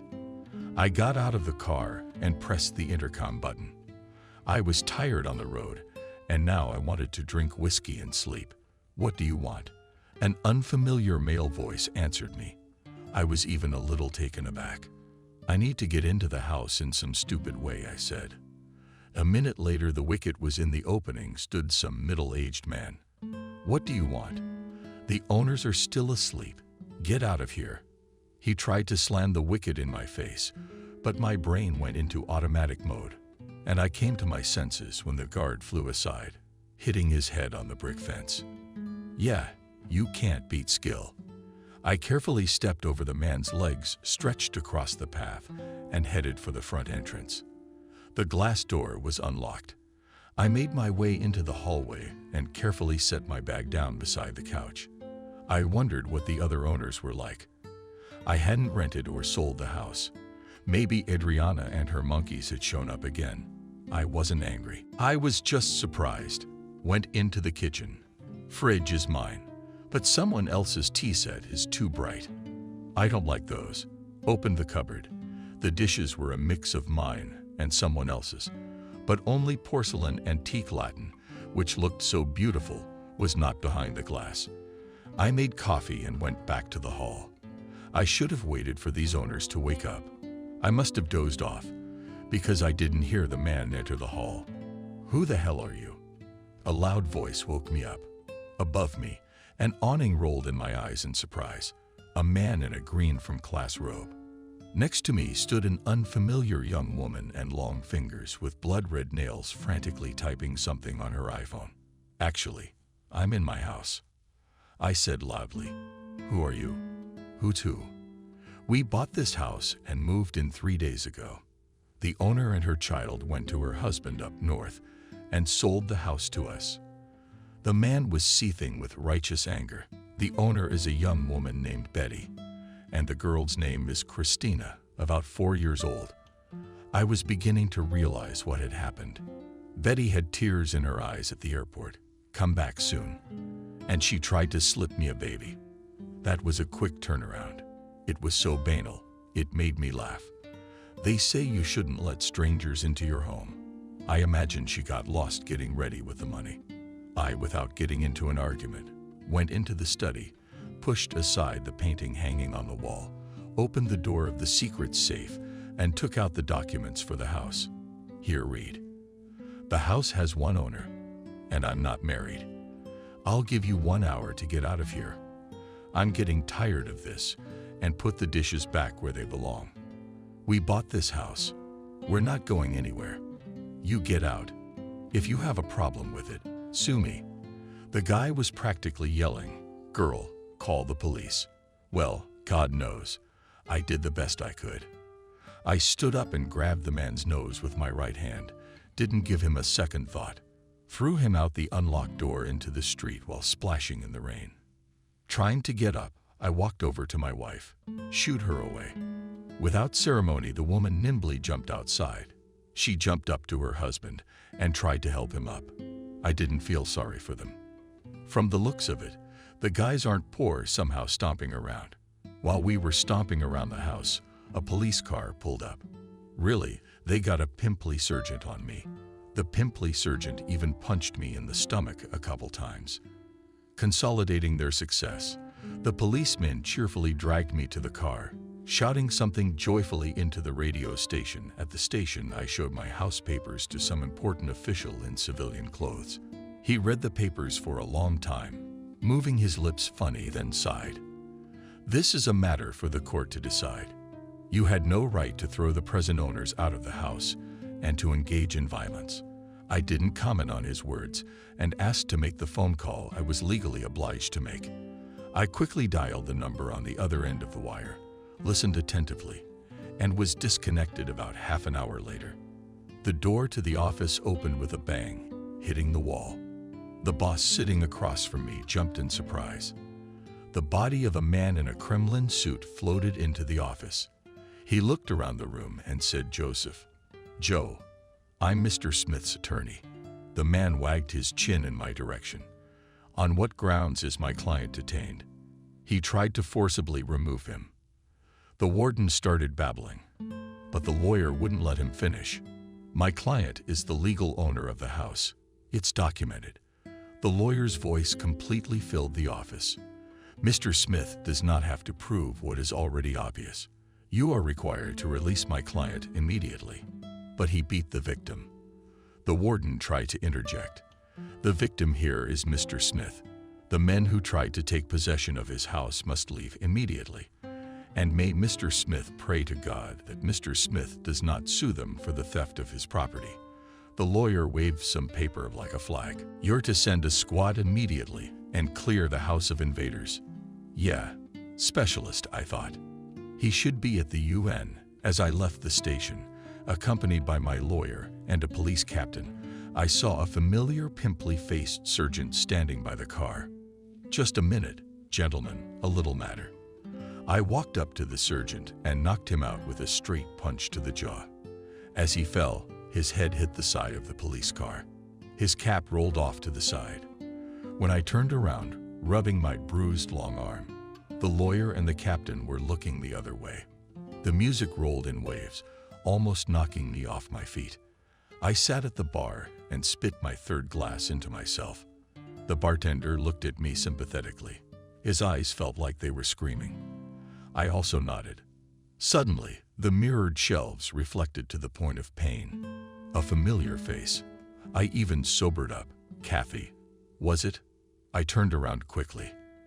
A lanky, foreign-looking man was standing next to her, hugging her by the waist. To be honest, I was a little confused. Kathy hadn't seen me, and I decided not to rush to her at once. Something told me I should wait. I turned to Bardeen. He nodded understandingly. He seemed to have seen my ruse. I slowly pulled up my whiskey, trying to follow the couple's maneuver with my eyes. As far as I could see, Kathy was dressed in an expensive outfit. Around her neck dangled a not-so-expensive gold necklace with pants. I'm an antique dealer, and I know what I'm looking at. Paying attention, apparently. My ex-lovers got it all together. Then why is her daughter Christina's baby not with her, but with Swindler and Betty? That's weird. If everything's fine, why doesn't Kathy take her? Or is it just not her baby? The con artist needed the girl to scam me, to make me feel sorry for her, so to speak. This is crazy. All these thoughts were heavy, collectively expressed in my alcohol-soaked head. I couldn't even decide whether to approach Kathy or not. What if she's with Betty? The music suddenly stopped, leaving my ears ringing. I looked at the glass display case of bottles. Kathy wasn't reflected there, which meant they were seated at a table. I cautiously turned around. Sure enough, there they were, sitting in the alcove near the table where Kathy and her boyfriend were sitting. The young woman leaned over and said something to her beau. He got up and walked toward the restrooms. I get it. It's now or never. "Hello, my love," I spoke softly, but Kathy heard me perfectly well. "You can sit down." Kathy stared at me for a while, stunned, then nodded nervously and looked around, searching for her companion with her eyes. "How are you? How are you doing?" In a calm voice, I asked. She obviously didn't know what to talk to me about. "How's your daughter doing? Have you picked her up from her friend yet?" Softly, I asked. "What daughter? I don't have any children." "Go away. My husband will be right back." Kathy looked around confused again. "Who's Christina?" I started shopping. "Who's Christina?" "Leave me alone." Kathy blushed. "My beloved has not greeted me kindly. And this is the man I've been dreaming of all these years. Although, on the other hand, I probably made up my own fairy tale of unearthly love. Kathy doesn't owe me anything." Suddenly, I was disgusted. I was about to get up when suddenly someone grabbed me from behind by the collar, and I could see Kathy's pupils dilate with fear. I was thrown off the chair and fell, hitting my head on the floor. While I was trying to figure out what was going on, I got a solid kick in the right side of my leg, even though I was drunk. But my reflexes worked, and I managed to regroup. A serious man at Kathy's, only jealous and bad jealous, wanted to kick me again, but I managed to grab him and yank him toward me. The man collapsed to the floor, pulling down the tablecloth and dishes at the same time. Now there were two of us on the floor, not so lonely anymore, but it was time to do the honors. I got up as quickly as I could and staggered to the exit, passing the bar. In the glass window, I saw a jealous woodpecker rushing after me. To be honest, I was getting pretty tired of fighting with him. I let him get closer. Then I took a step to the right, and with a U-turn punched him in the eye, jealously collapsed on his back, obediently headbutting the steps of the small staircase leading to the locker room. At that moment, the music roared and his pitiful squeak was drowned in maddening decibels. But why did I keep getting beaten up? I was feeling so myself. It was a shame that I even brushed away the tear-stained cheeks. I stood in the bathroom and looked at myself sympathetically in the mirror. No one to even feel sorry for me. On the cab ride home, I sobered up a little. And that's not good. I went to the kitchen, took a bottle out of the cabinet, and fell on my favorite couch with relief.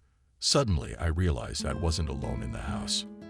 Raising my head, saw in the semi-darkness of the hall, calmly sitting in a chair, a not young man. Asked in my temples how he had gotten here. It was the first thing that came to my mind.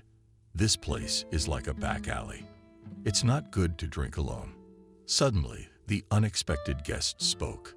He took out a Chechen telescope from his coat pocket, a plastic cup, and with a sharp movement of his hand, put it on alert. "I can bring a glass one." Uncertainly muttered I. "No need." The man understood everything. I poured the whiskey, and we drank in silence. "What's good in it?" The guest frowned. "Worse than our moonshine." We were silent for a while, until the man got down to business. "You had a very productive trip to Central Asia." The client was very pleased. He lit a thin cigarette without asking permission. "But you will have to go back to those places again." I looked at the guest questioningly. "There is a little business very well paid." The man let out a thin line of smoke from his mouth. "Silver again?" I asked gradually, coming to my senses. "No, not silver. I know about your adventures in the Red Sands." The guest looked for an ashtray. "The one where you encountered the elusive worm. Your story impressed a very rich man, to such an extent that he got the idea to get the trophy. I almost choked, but I haven't seen it. That's just a guess. I was surprised beyond belief. So figure out what it was, mystical or real. The guest is standing up. The fee will be. He said such a sum that my eyes went black. When do I have to go? The thirst for profit threw away all doubts. For that kind of money, I was ready to walk to Central Asia. A man you know well will contact you. He will give you the necessary instructions, help you with equipment and necessary outfit. When will he contact me? Take your time. All in good time. The guest began to button his coat. Just a moment. I have a favor to ask of you. I'm up to. Yes, sir. The guest looked at me curiously.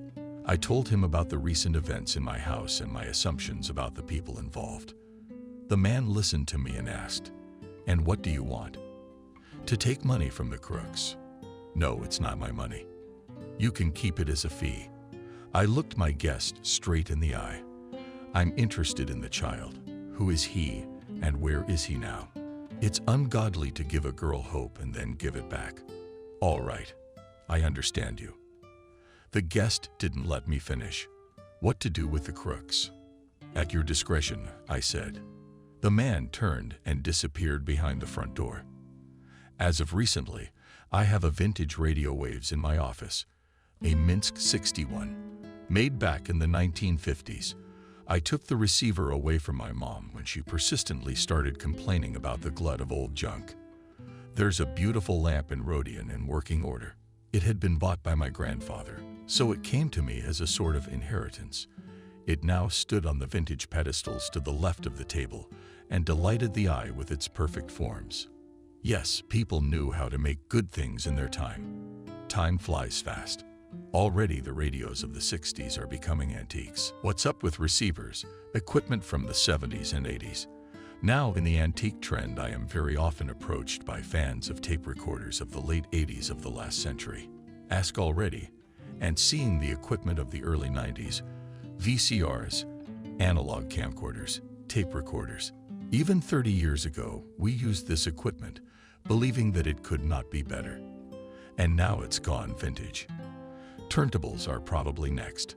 Apparently, every generation sooner or later starts to feel nostalgic for a bygone time, and maybe even without realizing it, looking for things that can at least for a while bring them back to their past. To be honest, vintage radio equipment is not my profile, but more and more often I started to think about opening a special department in my store dedicated to this topic. For some reason, it seems to me that this direction of antique business is very promising. I cozily settled in an armchair, pulled out of the bowels of the table, typing a bottle of Jamieson and Nakatala, a 2-finger glass of the amber beverage. What to do? There was no question. If there is a Rodiona, one should listen to her. I looked out the window. It was snowing, which is not quite typical for April. Large snowflakes were beating against the window like frozen butterflies, trying to make their way to the hot cabinet. I felt cold, and I stood up and closed the window. A toggle switch clicked. The settings dial lit up cheerfully. I remembered how in my distant childhood, including Rodiona, I had felt inexpressible excitement. One inscriptions on the school at the construction site were worth what? Tirana, Prague, Moscow, Ljubljana, Berlin.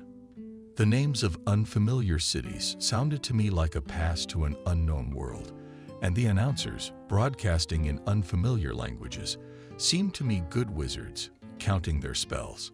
I pressed the DV key for about 30 years now. Almost no one broadcasts on the long and medium waves.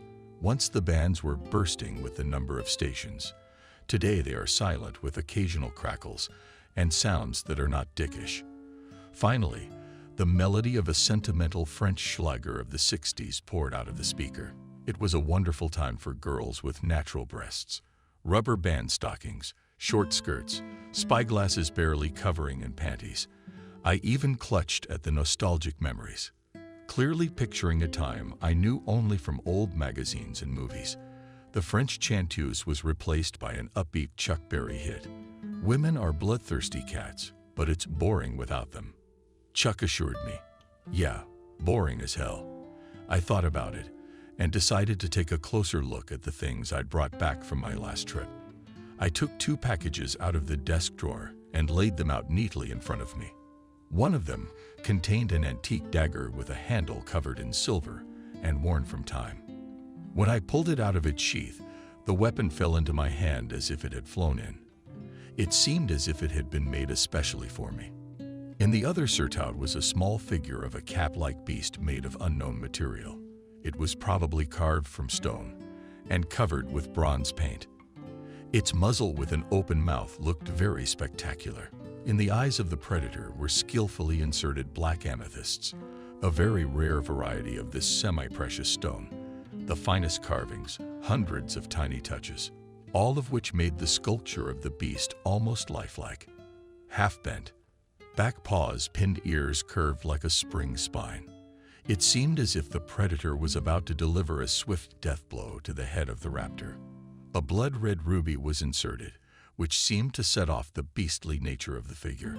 I wish I knew how this masterpiece ended up in a dilapidated caravan shed. I set the figurine on the stone shelf and put the dagger in the table. Maybe someday I'll hang an antique handmade rug in my study and place an antique weapon on it. As I drifted off to sleep, it seemed to me that the beast on the mantelpiece was ravenously removing the treasure with its teeth.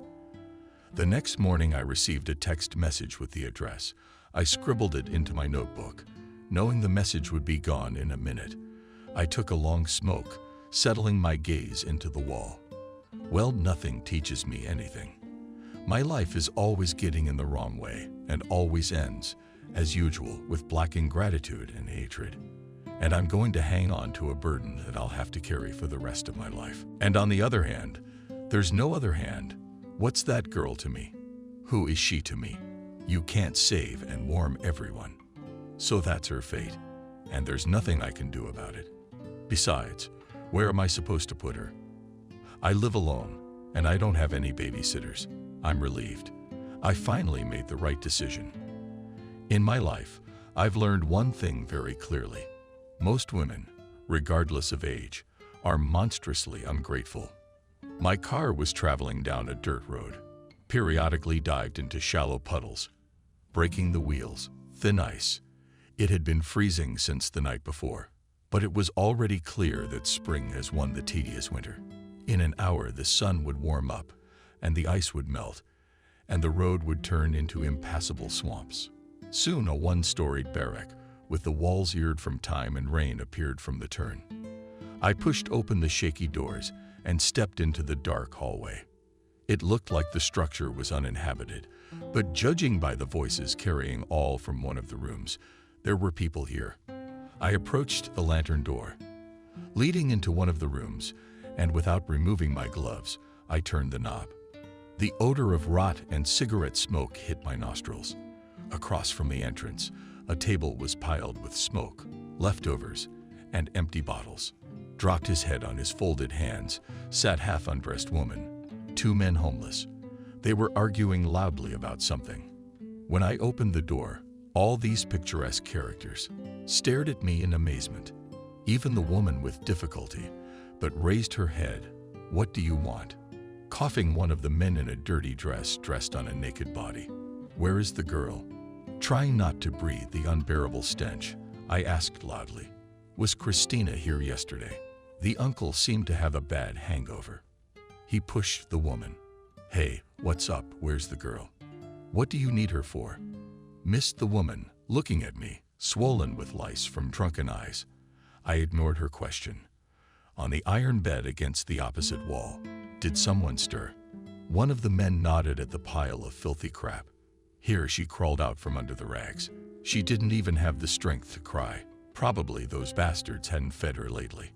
I gently lifted the girl up, and she, like a kitten, trustingly nuzzled her nose into my coat. "Leave it." The woman tried to get up, but her legs wouldn't hold her, and she fell back on the stool. "I'm taking the girl." I honestly didn't care who Christina was. "What do you mean?" "I'm taking her."